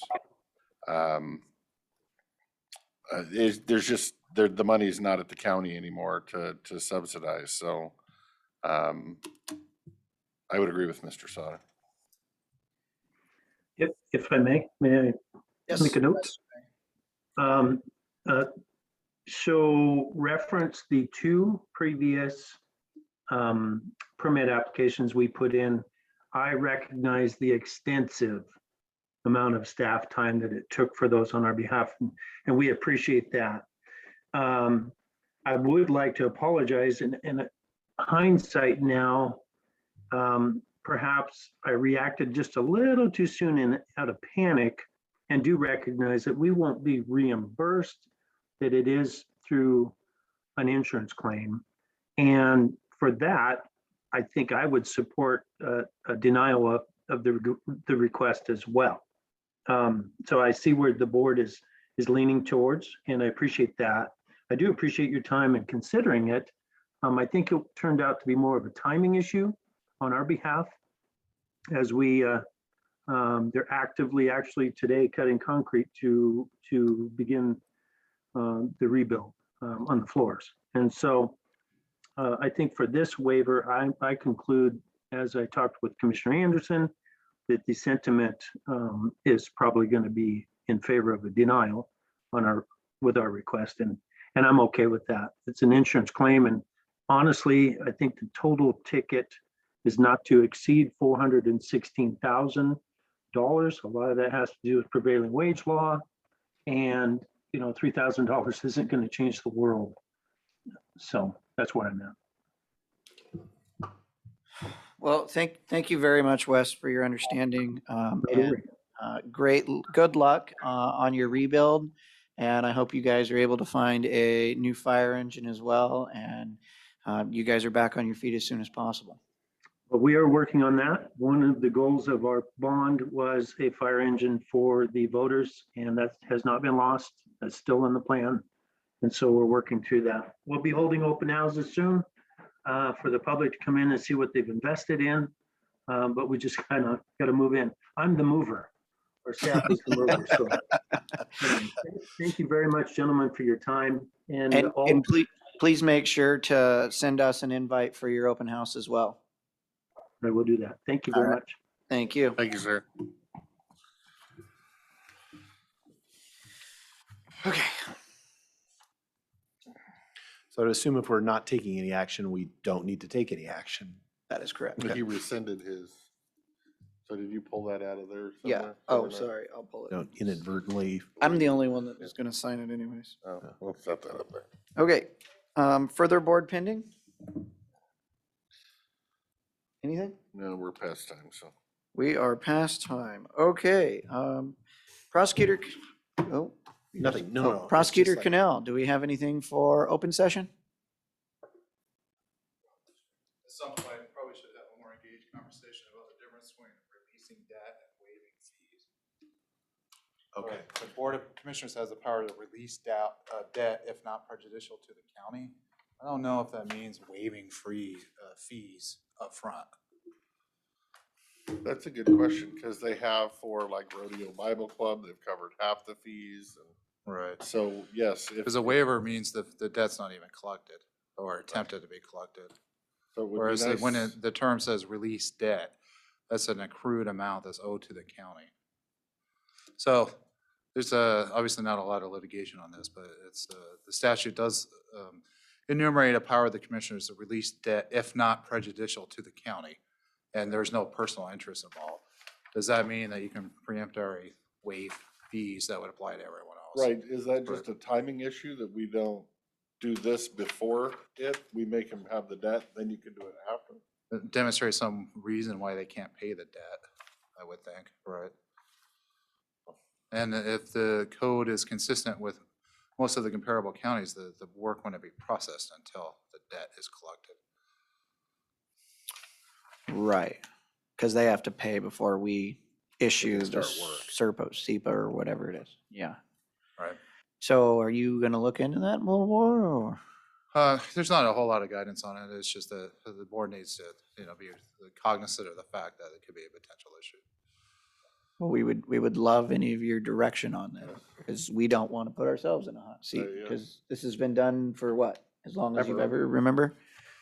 Well, I mean, if It it's, doesn't mean it's right. doesn't mean I it's recognize right, and when it's always, the answer is always yes, it's to every, taxing district. It's if the board's moving to where it's selective imposition of those fees or selective waiver of the fees, it becomes much more problematic. I could believe that. Somebody would have a problem. Because then it, it could eventually devolve into whoever the political favorites are. Right, that you get yours give- waived and you right. don't. Yeah. Right. Okay. Okay, so asking for an executive to discuss pending litigation. Where's my? That is I. I'm assuming not about fee waivers, the granting of. Yeah. Okay, how long? Oh, probably 10 minutes to start. Okay. We probably should start with 15. Okay, we'll go with 15. So the board will be entering into executive session in accordance with RCW 4230-1101I for discussion on pending litigation. Issues of a general nature will of course be discussed in open session, and we will be for beginning at 15 minutes. So what we are going to do is we are going to close down the Zoom. The only thing we have when we come back is to adjourn the meeting. I would like to thank everyone for being a part of your local political process and your local government in action. Thank you all and have a great day. And for the record, we will not be having a workshop on Thursday. Thank you and have a great day.